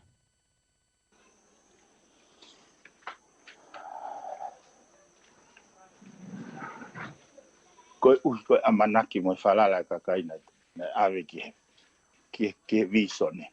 Se tita nau whanongo he kelea voisi a neu. Ai tā mai a nopere malu po. Wow. O ne vahe e ne tui ke he viso ne mo ne whakaitaniti. Pea mahu'inga. Pea mo e kakai ke o mai ke whiri mai ki he whare area. Ke nau tui mo nau toke viso ne mo whei lau. Koe nau koe se tira koe kuhinga i whakaapapa ke tanta koni ko akilis ne ke umahino ka taviso ne. Koe nau sio gai ne whei lau. Mahulunga mene mahulunga kaka tiau. Ke ulawa sio he kau whafonga lolo tonga. O demonstrate taha whei lau koe. E whei lau he uhinga o kune tuku hono ki ta. Mana toi koe foi. O kune hangari o inu hono ki ta. Kai lava ke teo mea pango o ne ka ki au e misi o ngahi ngutu poto ia mo kau fie maa o ni oni ko ni vasi se te tau talape he taimi ka ki au ia ko soka wata kau mea kau popo tuku e whakolo aki tala noa e LELE patoa ka tau unga. Tuku e tau lau ia. Tuku e tau fuse tau moho. Ta noa e LELE patoa mono ka venga. He koe whakailonga i a society o loko mo ui. Ai hoko e kau whine eiki. Mo e kau tangata eiki. Hono tō e ulu a kau. I ilo pau. E gai e nau kau he tuku o malu mai ulu a kau ia. Tau tanoa tau tohe. Me whevolu maalunga ke alua e. Tuko e whekolo aki he tok sort out pe ia. Ko talato ko foi platform ko ni. Kau me nau whiwhia he kusio ka nau tō. Neongo e nau. So e se tita ne po. Nau tā. Ki hake me nau tō e wasi tupo ne po. Wow. Ko e nau. Whei lau ia nau tō. Kai kia nau interest nau tō lia. Ke nau candidate. Ka koe nau tau mua ke nau hanga. Campaign. Pea marketing pa nau promote pa nau campaign na kau whafufonga i he pātoa. Ko lau maari ei ai. Asia ke mea ne po he pehe. Hei kai ke tau tāri ngā tokoni mei mori. Ke nau toi o mai moha nau makatuunga. Ke toi osikua pa nau toi tūtūni mai. Pau nau whi o mai. Ko whi lau. Ta ko mena i maari ka te awa ne po pe he hoi hawhanga. Ka koe lau maari ea se te kakatamu koe nia ko kai ko kia nau whakailonga nau tolu kau ke ilo pea e koe ke pehe koe kana nau believe koe nau whalalame nau amanaki na ave ke ngau e nai whilau la akilisi pea kua oe ko so bright tangi a kaha ui he kusio ko kanohan se te he kusio koe kia ata kia ata alternative. Kau ate mea koe ni. Koe fōfua whailonga ki kakai se tita. Ai en ke mahino e rei. Koe ni hau pe hataha tala mai kau o kou lere tau ataina pe. Ka ke osi. Ilo pe he tama vouta. Koe tama koe ni e alu he kau no pere. Full stop. Wow. Heu kai ke interest ke o mai o tala noai. Ke nau lava ngau e whaitoko taha whito e kakai. Pa te whafok pe koho wha interview a krisi. na tano ma lise to ta fito e kakai hange te au nei kai mahalo pe ko ne huingana claim ownership ha fahinga pe claim entitlement kai kene kai ki whakamu'omu'a ko hanga pe e ku nofo o fifili taimine se tita na mei fai ngo fuani ka pau na pe mai se agrisi kia misika o ui kabneti kabneti ko fab ke hoka te misika so ko fui whakatu tāmaki ngo hoko ai he wango mahino ko he taimine puke he tamai ko fui mena ange agrisi pakai te tokanga ke kakai fai tu tunia pe fui whakapapa e ange agrisi so ke ni hala ai mahino ka tia mandu na tu talat eksio ke ne mata mamahi kana mahino ko mebe na mahino ka tia wa me eksio ke ko ye sio ke ka ko la wa sio ke ha ni ko me ko ka ju lo to SIAOSI Malo AUPITO e piveni ko tau taimi na ko osi ko ke talanoa i pe os LELEI ai taimi e piveni. Ka kau whamalo atu neo ko ki taka whakakata ka ku whamalo atu e piveni ka te koe i he whainga maari e koni ko ke o mai ho i lo mo ho tau kei pe he whoke ho insightful ho ngahi whakatalanoa. Mahi no ngofua pe taimi ni ihi o ku whakito o lunga mai ai whakatalanoa ka ku lava pe o ke whakamatala i mai o mau mahi noi ai ngahi me a koe au ku ke uhinga ki ai. Ka ke ko whamalo atu i he whakamatala LELEI pia moi talanoa uhinga ko ke o mai he whiawhini. Ka ke he pia ko whamano i atu ka te koe piveni he ngau ko toa pia mo whakahoko pia MEI tonga eiki. Malo bisedit ovat Malo pe tonga yo. Fakamau tarite o whaiteke silangi o tonga e OKU kai koma kako hoko o iloa he sika he mahiri o ne angi he ueia he kakala he mau sau pagini nami kapasi lupe e nai te oe o tu tereniki e oku taku e whetau langi maa o palakaisi e la hopo o pelenike mulu i polakane e palofisai kua MOVETEVETE Fakamau o tarite o whaiteke silangi o tonga e OKU e kai koma kako hoko o iloa he la hopo pelenike uhulu i polakane e palofisai kua MOVETEVETE Fakamau o tarite o whaiteke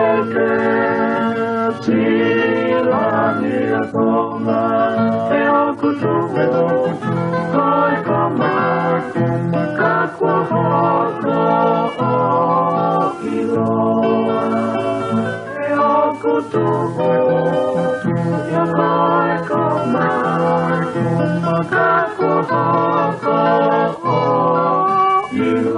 Koe tau taimi na taimi te wawhito pe hoko tatona e hivana mo toki mea mai whokia ki whakaike ke makehe o sione vuna whātusia koe tokoni pare mea mālolo o tonga pia pihe whokia piveni piukala pia MEI tonga eiki. E me shao pia mo val mālo atu ka te moua i he kei tāli loloa i he ngahi palokalama koni ku whakahoko ka oku tau whanongoa a ngahi talanoa MAHU'INGA tatau pe mea VUNA pa pe he whoke kia ma I nearly said Martin.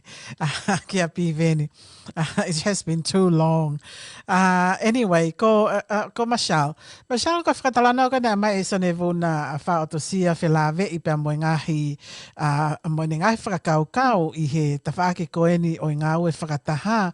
Hake ka te au oku mahino aupito pe whakatalanoa ko o mai I so ne vuna whaotosia. Ka koe haho viu a au ki he ngai whakamatala ko I a vuna Michelle. Malo pito se tita mahalo ko hange pea ko koe ko wa mai ke taimimi hango lele ha ke ni mo ya he la hinga ta no mali ka fa no ke he ni but nevertheless to be ke fa ki ta la no ro ki pe se tita ko na lave fokavuna ki hono announce ko o IKANI he ko team ko nau whakafofonga ia pe me tonga tapu uluaki. Pea neongo ko osi sasala holo pe talanoa ko ni se tita ko MOVETEVETE he FENGAUE'A pe ko hangaton mai pe nia ko FENGAUE'A o ka mai ke ta pulo kalama te ke fupa hasio holo ia ke ngai pola ve ko o ahoni. Ka ko I'm happy in one sense o confirm e vuna mea ko ni ko nga ka whakawetevete mo atamai o ato doubt pena ko mo oni ko pe ko loie talanoa ko ni ka ko mena hau ko atamai he taimi ko na talanoa ia vuna se tika na aku whakakaukau a wea ko process ko e hoko e FOKOTU'U atu e tonga tapu uluaki ki he patoa ai toko taha o kunau fie mau ke whakafofonga I ke nau tolu. Obviously, koe ko mea ia na hoko, koe tu koe he tainimi, na I don't know about how process koe ni na ea wai koe ki he tuunga o declare he koa timia IKANI, pia tapepa mo IKANI, ke hoko koe whafofonga koe tonga tapula. I have no idea. Pena e whai hasave, pena e oswai koe hanga e whakataha ki mua, na kei ke mau lavei. Ka kia te awe on that note o ku hange ko whehu ia e au se tita haku o ko ilo ia e ngā aue koe komiti koe a tonga tapu uluaki o mawhana AUPITO. Pea obviously na kai ke whakakau na o tole he ngai decision making pea kai ke awe e toko lahi ia ki he peko haina ne FOKOTU'U ai FOKOTU'U ko ni. But anyway, it is what it is. We'll also make he team here and our decision be declare and because half on na fai aki fili ko ia I don't know anyway definitely ki toka tapu uluaki it's probably a sad day e uhinga ko pau ke vahe ia votes ka koe hange ko whakatalanoa koe a vuna it's never too late tu kwange haki whanga maali na la vaia o talanoa pe sio angeia because ka te au e se tita ko lau maali na ha vuna he whiawhini o ko sio pe ko lau maali e loto aki ke work out something for the people and in that sense ko whiawhi hange ko haha no result on in the end kia te au ia ko mea ko as mai at least he's thinking about doing something about it pa ko whikonga o ko whiawhi wai e se tita ko me petaha o ko tokanga au he tawhaaki koe na vehu foki ka pau e whiri mai he tau pe tawhaako SIAOSI ha nau toko taha fitu pia tau whiri mai se misi nau toko taha fitu tau sange po ko hai anawa e uluaki o tawhaaki e uluaki tuku lolo ka ko tu au ia e se tita mahalo ne te māmange anga si o ia he talanoa ko api veni unless o kuiai ha for a separate tau pepe for a separate entity ke ne tui e ia ai su koe o tangata iki ai na ne keep them together ai na hoku ko blue koe ki kau whafofonga o whaingata ke tau sio tau tolu ia ki ha way forward I he tuunga ko kuiai e talanoa he tainimi tu mai ko ati me he whaenau o te whata pia nei mai lau kau whafofonga Ya, ko nea main ki tangata pu'uloaki o ku teu ai whakatahai ai tangata pu'uloaki I next week. Pakuhangi ai o ku I he tunga ko ia se tita ki awia o ku kini nimo he tauwhenga koe ke kumi holo hanga he mea ke vete ake ngai whihi koe ni. Ka te au se tita o tokoni AUPITO talanoa ka api veni ko he tawhini ki hono whakavete atu hakonga. But I think maha koe lahiange talanoa, koe lahiange ia te hao ngai whakaukau fo pa ngai whakaukau o ku maange ki hanga sio koe he taulue atu ki he whiri se tita malo. Malo AUPITO Michelle, Val koe was whanonga pe ko ia ki hanga whakatalanoa ko ia piveni, whakatalanoa ko ia a VUNA. Pea ko hanga koe e ku wakai koe ki ai. O ki ai e fu malahi AUPITO ko holo I mai he ongo tangatani, o lava ke tau siatu ki loto ki he ngai mea ko ku hoko koe ni I loto. Kei tui pe a VUNA e lava pe ha whahinga ngau e whakataha. Koe whehu ia nia pe o ku na loto ke na ngau e whakataha. Na o ko whai ate whainga ka o I kai koa ke loto. Ko siau ia ne o si whai how many times SIAOSI in aro ke whai a whainga ke ngau whataha. So I'm just not, I don't know, pe ko loto ko ai ko team ke ngau whataha. Pe ko whainga pe ai ngau whataha ka o ke ha loto ia ke ngau whataha. Malo AUPITO se tita a koe malahi pa ko whakamalo lahi heni ki a VUNA whaotsia. I he ne mea mai e whiawhine tu taimi ka lava o kau mai ki tau polokalama he whiawhine. Iai e ngahi mea mahino lai he whatanoa a VUNA. Pea ko whiawhia he lava ma a VUNA he koe uhinga o kunehanga I o whakapapau I mai a whaitu'u iai, which is oku kauan ke koa team. Ko tui pena e lahi whakane mo ua I he ene I mahak whakasino ko ni na e whaahaua ki ni usilani pia koe taimini ko mo LELEI tangata pia ko kawa ke koa team. Na mahu'inga ia AUPITO I he talanoa a VUNA koe ki ene mahu'inga ia pia loto ke oua e MOVETEVETE ai koa team. Ka kou whamalo ma upe ki e hau koe ni api veni he koe uhinga o kulava ke hu I mai me wha e talanoa e toko taha koe wha I koe. Pia neongo se tita au tauhanga e kaupopou toko lahi o take it o kuua ai ongo wha I koe ni pe koe ongo kauwhafofonga koe ai patoa o lahi e confuse. Ka kou whamaloga pi veni e ne hulu I mai pe ko au ia ko mahino ia whi talanoa ko ia. Koe talo e malolo ai tangata ekpare mia malolo tapu moia a Chris POHIVA mo IKAI pe ke tau sio tau tolu ia o ku lava o whakatataha Ka pauna e mui I mai he tau kau whanongo mo tau kau poupou na maufotu e kulupu koe pou ki he koa team. Na amau o si ilo ka no kato ai ngā hito no FAKAFO'ITUITUI ai kau whafofonga kai ke peke mau kawa ka koe unga koe loto aki koe ke ngā ue whakataha as a team. Hange koe whakamalo hinga o nau asia tu hange pe koe mene whakataha no kia piveni.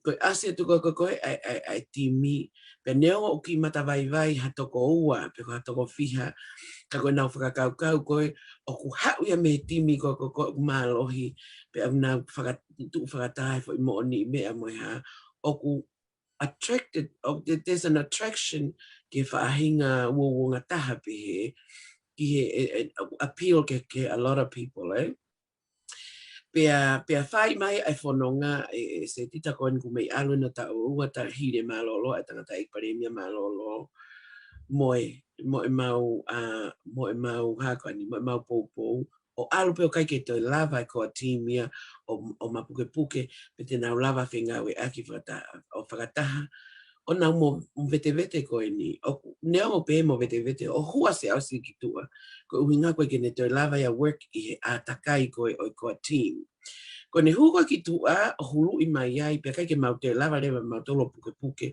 ka mau fai tu uni ke mau make a choice ke mau si anga pe ko fe me aku mau inga ka mau inga ia lewa I ne huko ni opipiki ki he komiti akakai o kai ke pehe e au ko tu ko taimini o ko ua o pehe ko team e mo timi a SIAOSI o ko pehe e au ia ko team versus e komiti akakai ko SIAOSI POHIVA o ko ke pehe ko alwatu ene ka tama ana mone ka fafofonga a SIAOSI o ko pehe au ko ka fafofonga ko ka candidate au na piki na to te platform ko ni na tala noa ke ai a piveni Aia ko pau e tau te tau ki au ko foi mea ko tu oku alanga ua mai ko ke peku ata mai ki tu te ke tui mo ke pou ke kau whafofonga ko e ni pe ko au ia o ke tui e au ia ke nau tu whakataha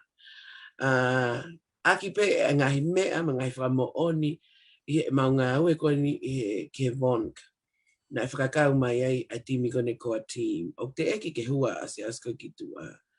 Na haue, whakapoponga koe, lau I whakapoponga koe. Haue, lau I sea, lau I lau I ha kōtau osi. Mauhanga ki potoa ngahi re kōti ko ia. Pea oku loi, kia te au ia, ai pehe mai, unau tu whakataha neonga pehe mai, ai ke poupou I nau tolu. He oku takita, e nehanga whakailonga I mai ai, pea hulu I mai ai, ai takitaha tu upe I he ene asenita. FAKAFO'ITUITUI. He kake lava au ia as a voter ka panau I Tonga, ke upou I, ha mea oku asi mai o pehe o na tu whakataha ki he mata kakai, ka kohono for I reality, o I kai ka ha mea pehe ia. A se tita. Pako ne hau kone foi I introduce my kone ko former committee ai kakai, fia lahi ki mau tolu kone patoa nusila ka pehe ke patoa international. Ko e mau fia he ko kia te ki mau tolu, ko e pole ni hange kone ko lau ko api veni. Ke o mai ke nau, ko e pole ke su, ke nau tu Yesu e paremia malolo. Ke nau whenga, give them a chance. Ka koe mea whakawhiwhia taha, ko e minga he nau hanga o value, ai ngahi, ai leo e kakai mei tua. Ko I ai kia te awe I he kusio atu, patoa, neongo ene ua pehe. Ko e whiri, e up to the voters ke nau pehe, o mama nge nai ai wisone, ke nau piki I he mea koe ni ai o kumalangai, le motu uaki, o stand for, what they stand for, ai komiti ai kakai, pe koe mau piki ke koa team, koe ki koa team bena e hanga pe e nau tolu peo self-appoint, pe nau o mai pe o kukai ke ilo koe foi nofo koe vahenga, moni pe mahu'inga. Ka kuhange pe koe ngai whehu I koe na koe na e wha eke mai piveni pe ke tari I o mo I kai ki ai. O koe ngau koe akilisina e pehe mo pehe, o I o mo I kai. E si o pe kakai pa mama AUPITO pe kakai ia se tita he anga koe ni ai hako ni. Ianga koe ni e nau whiohi mai. O kui ai e kakai toko lahi o na disappointed I he ene alu pehe.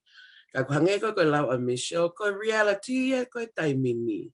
Pea ka pau te pehe e ko hai o blame o kai whake whasta ia he aiko pehe ko SIAOSI ma. Ko tu koe taimini. Te blame e au e koa team. He na e reach out te SIAOSI ke whaingai ke united ai koa team o na FENGAUE'AKI. Pea moe ko mite ai kakai. Pea koe hau koa vuna ko o talanoa mai koe se tita pehe na e o varu he aluatu ko na ui ko e na tolo mea. Oh well. Koe mea e decide, ka paurewa o pe mai nai o varehe ne aluatu ko nau hanga FOKOTU'U, which mean na kake whahatala noa ia. Na kake nau whakatahai e nau toke na honga ilo te mau algo whakataha koe ni, te tau o whakataha koe ni vuna, mo tau declare ai ko e alua IKANI run against SIAOSI. O pe mai pe ia koe it says a lot ia ke te au, koe ke ilo pe ai anga e sio ai kakai, but that says a lot to me. Ai anga koe ni ngā ue koe ai koa team. Ko whakaofofa ia hei ripoti na mei tonga me he whakataha mā whana na e whai ane pō koe he komiti ai kakai. Mo ngai FOKOTU'U o nau whai ki he moving forward. Pea ka pau o te aha kau pou mo kau whanongo pe he ko pe ika e ko reality ko osi manga tu ai ko miti ai kakai ke nau hoko at e nau ngā we e nau tolu pa te nau save te nau whai na tau ngahi save a moi mea ke mahina loto wahenga ko hai e kantiteiti o ku nau loto taha ki ai. Ko e sako atunga nia koko koe ke ilo po hai mena e hoko koe ke save ai ko team. Ai na e talamai fuk me mau wahenga. Na e osi e fu save a whakafopo ke taimi ni u te peke oso no tānaki o na save he na e whakama opo. Na ia e template na e ngā we aki i he kau savea koe ni, na e full professional o aupito. A savea koe ni na e whakahoko i he komiti. Koe komiti campaign e ni a tonga tapu uaki na nau whakahoko e ni. Pea na nau totongi e kakai ke nau o mai o atu ke nau tolu e ngai fomu ko os mawa e ngai fehu, mo ngai fehu i kehe. Pea na tala mai lewa me he wahenga koe tonga tapu uaki. Toi o ange ki savea, koe anga po tu o kaila anga pe ange. O mo loto ka mo whiri a hai. Really? Tā koe koe savea ia ai koa team. Tā koe koe savea ia ai koa team. Pea nau determine whewhele vai ke nau tāna ki o tally up ai fuwahenga koni o biai hono whangaki i kolonia ke mare hongo full nai pe tātaha i tonga tapu uruaki.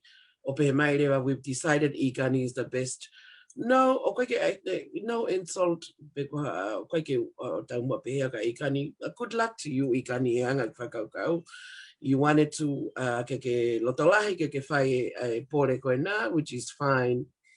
Ka koe kusio atu koe ki he anga koe o whakawhihoa naki anga ngā ue ai koa team. Pea koe ngahi mea koe ilo koe ki ngahi whakataha koe ai koe miti ai kakai. Koe whakafo'ofa atu.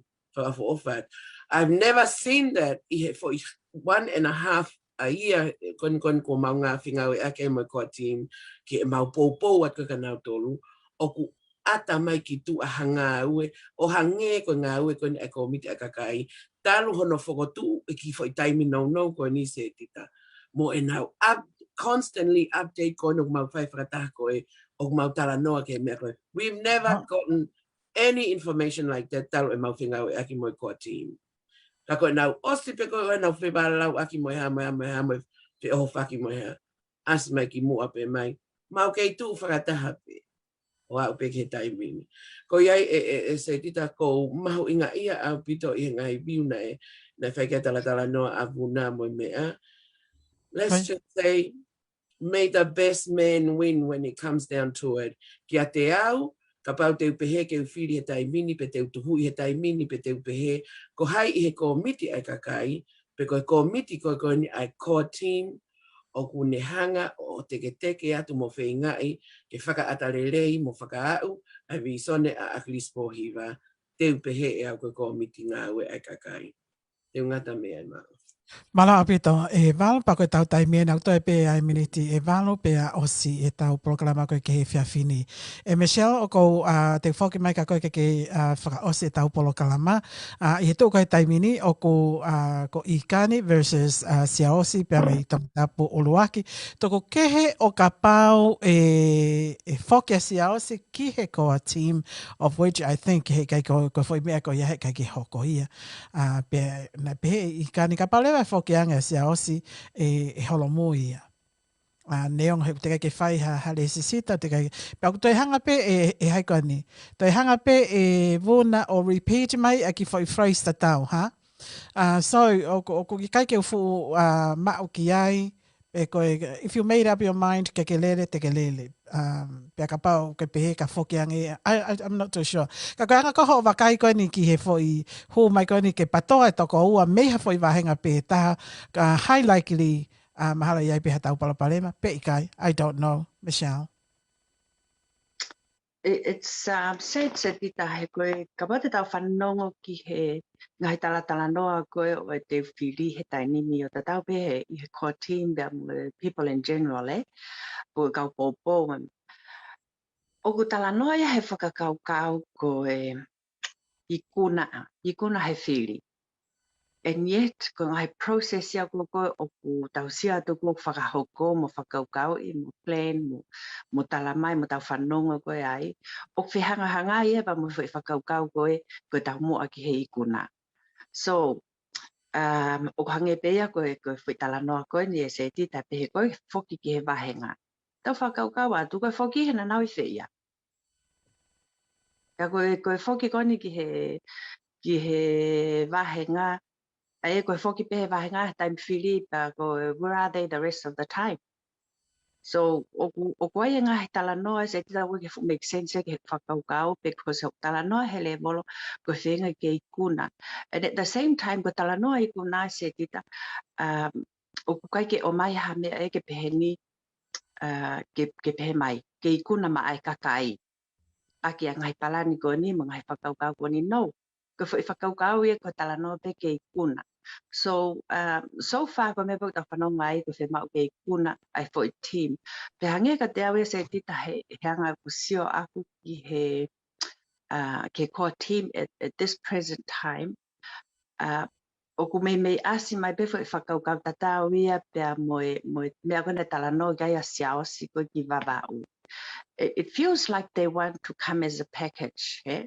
you know hanga whatataha ia po kau whakofonga pe nau pehe mai lewa he kakai ko patoa ma to ko kau whakofonga patoa at the same time mana tu ko tau tala no na tau tolu ki he ke ko team pe tau tala no to po te tau tau lave e tau tolu e ko tama ko me baba well obviously they want to come as a package so you know oku lahiang ko e tau tala no ma tau sio atu o tau lele pe wa pe ko fi o vale pe ko al pe taimi ko FAKA'OFISIALE but at the end of the day se tita ko tu ya ke lau kapi veni tonu leva ke to ma ngai me fu ai atu ko mai he kakai ke na fu aki ai ngai move kon ko ke te kembeni ko taimi ko na aloi ko ki he ko lu atu ko ni ki he fili ko ha na ngai fekau o ko mo ya and if the kapau ko tu unga ko ga ko tani mi ko pe ki ta fokio na wahenga aya te nau whafofonga pe wahenga will they not represent people in general o hange ko visone ana talano ga ya apiveni is a national vision be so ke osang pe tano se tita te tau to fok pe tau to o ku ke la he pe ngai fe hu ya ko ke talano kai ke ko ngai whakaukau pe ya o lak mai hau ke whakaukau he taipi ko no tau ki popo talano ai he fiafini but overall go famalo ato ke katama gona nau kau mai he tau proklama he fiafini anakori John Lee mai update ko ya ki he what do you call it the pyramid scheme pa fia AUPITO he se kau mai a VUNA ko he proklama he fiafini e se tita ka pe fo kapi veni nge ko tau misi ana hene alu hene ki puri ako eni ka ko tu mahalo ku o ku lahinga he mea po ni te tau ta fo ke po ia whakaukau maha tau te takai mai he proklama HOKO e ke ai panga issue te tau ke HOKO atan tala noa e Malo apito e Michelle pa ko fa malo atu whakiheni ka te koe vao, pe pehe ka Michelle, pehe kia Ana Kori, pehe ka Tioni, pi veni pe mo VUNA whaatisia whoki i he kau mai ke prokalama koe pōni. Koe ngata angai ha mo prokalama ko te uteu maa ki mo toru i he pōni, te tau to i heni pe whoki, ka ke tau prokalama pongpongi, ka koe whia whalaite te tau to i prokalama i heni. Koe whakamanato atu pe whoki te mo toru e tau ngahi whanongonongo, aia koe whanongonongo uluaki ke mo manatu i pe ko e tau kalapu ko ia o atu e tau ngai whanongonongo ko e kalapu i he i he tokonaki ko e ni pa te kolosi he ke tahine tuaki ko ia e tau kalapu ke Valerie Puniani ko tuaki pea kai ke tatau ia mo tuaki i ko e val e tau kalapu ko ia val te ki foka te ko ka tau foki mai ke FAKA'OSI e tau kalapu e tau polkalama val Malo pita se tita ko tui pe ko hakani ko tui pe ko me sike kakai whanau me ka te o tala kalapu kai ke tuku foki ia ko inga alo pe taimi mo te ko lahi anga ka response mai ke ke eke koe ne tau kalapu se tita ko ia ku whakatupu mawhana maupe.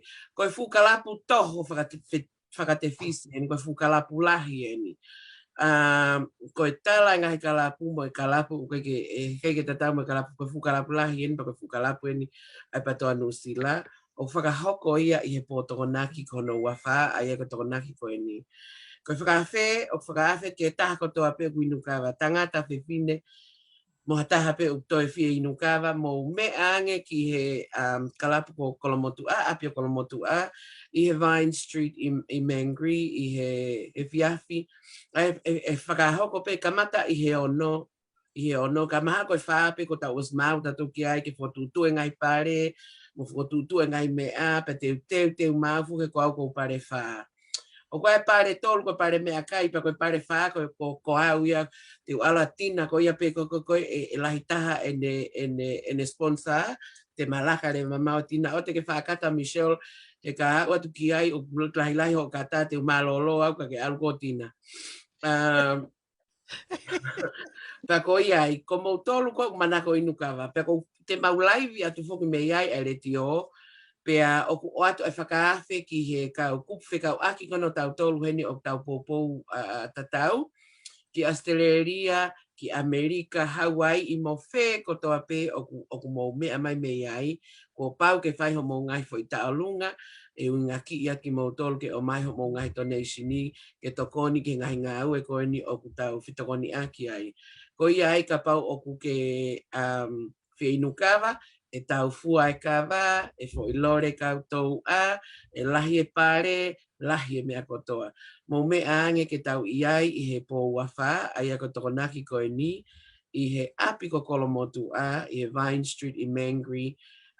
Ko iai ko whakawhek, MEI, North, South, West, East, mo pehe kotoa ange ke tau kau ngā kau i he pō tokonaki. Malo se tita. Malo apito e wao, pe a koe tau whanongonongo koe ni ki hani ihi o ko mo fie mao ha mea whaita, ke ne whaita i ho kātoanga. O tatau ai pe koe tuake ni no usilani eni. Whaita i ho kātoanga, o tatau pe koe whai aho, pe koe mari, pe koe putu. Whetu utake mai ka semifinau lati. Semifinau lati he whika telefoniko ni ka pau kia hao peni tohi i atu. Koe noa wataha, noa no hiva, fit noa whanoa. Noa wataha, noa no hiva, fit noa whanoa. Pe ko e-maili kia whiofofani wanoa e gmail.com. Whiofofani wanoa@gmail.com. Kia te koe au ke whie mao haa no. No iki, no lalahi, telefoni lewa kia sita leki tupou i South Pacific Loans. Ui e stareki ai laini telefoniko ni koe laini o e whakamo'ui. Pe koe telefoni e whakamo'ui. No valunge au, valu, hiva valu. Maungo fua pe foi telefoni tai tatong ko ia. No valunge au, valu, hiva valu. O ka pau ke fie mao hao no, ki hao whaahinga occasion be ka no. Whakaseni te api telefoni lewa ki a sita leki tupou. Pe ko taha pe i he ofisi i he telefoni tai tatongi. Koe no valunge au, valu, hiva valu. Trova vao. Koe lolo ia e trova vao. Aia o ko masi koe namo LELEI aupito ai trova ai lolo koe trova vao. O kai mai mea taha koe tuki lamu. Koe lolo tui, lolo moho koi. Kalasi lolo kehe, moe tuki lamu kehe. Pau te ai whaku moe tui, o mai he foi pack. Pe koe package koe taha, o kai lolo, o kai tuki lamu, o kai moe tui. Pau te ai mai kofuti, o saute i mai i veti. Ko ia, ka pau lewa o ke whie mau ke ota ha o lolo, ke milimili, he whaahita o momoko koe ni, koe ke mawhana pe koe ka pau ke afu ia o ku kei suiti pe a lolo ai trova vau. Fito taha no taha whaavalo. Fito taha no taha whaavalo pe ko hou pe ke he website koe ai trova vau o ota mei ai pe o kiai pe mwena ngai whika telefoni. Ko e whanongonongo whakaosi lewa, koe kautaha awe uta ki tonga ai Friendly Island Freight, pe koe kautaha awe uta ki tonga ai Friendly Island Freight, o ko tō ki nao toli mano kau, i he whikataha hiva Norman Spencer. Whikataha hiva Norman Spencer mano kau, pe ko telefoni, ke whika telefoni ko ni, tohi atia ke manatui, no aua taha valutolu, whaua, whahiva. no aua taha walu tolu, whaua, whahiva. Whika telefonia ke telefoni ki ai, pe, ko ho pe ke website ko ia, ai Friendly Island Freight.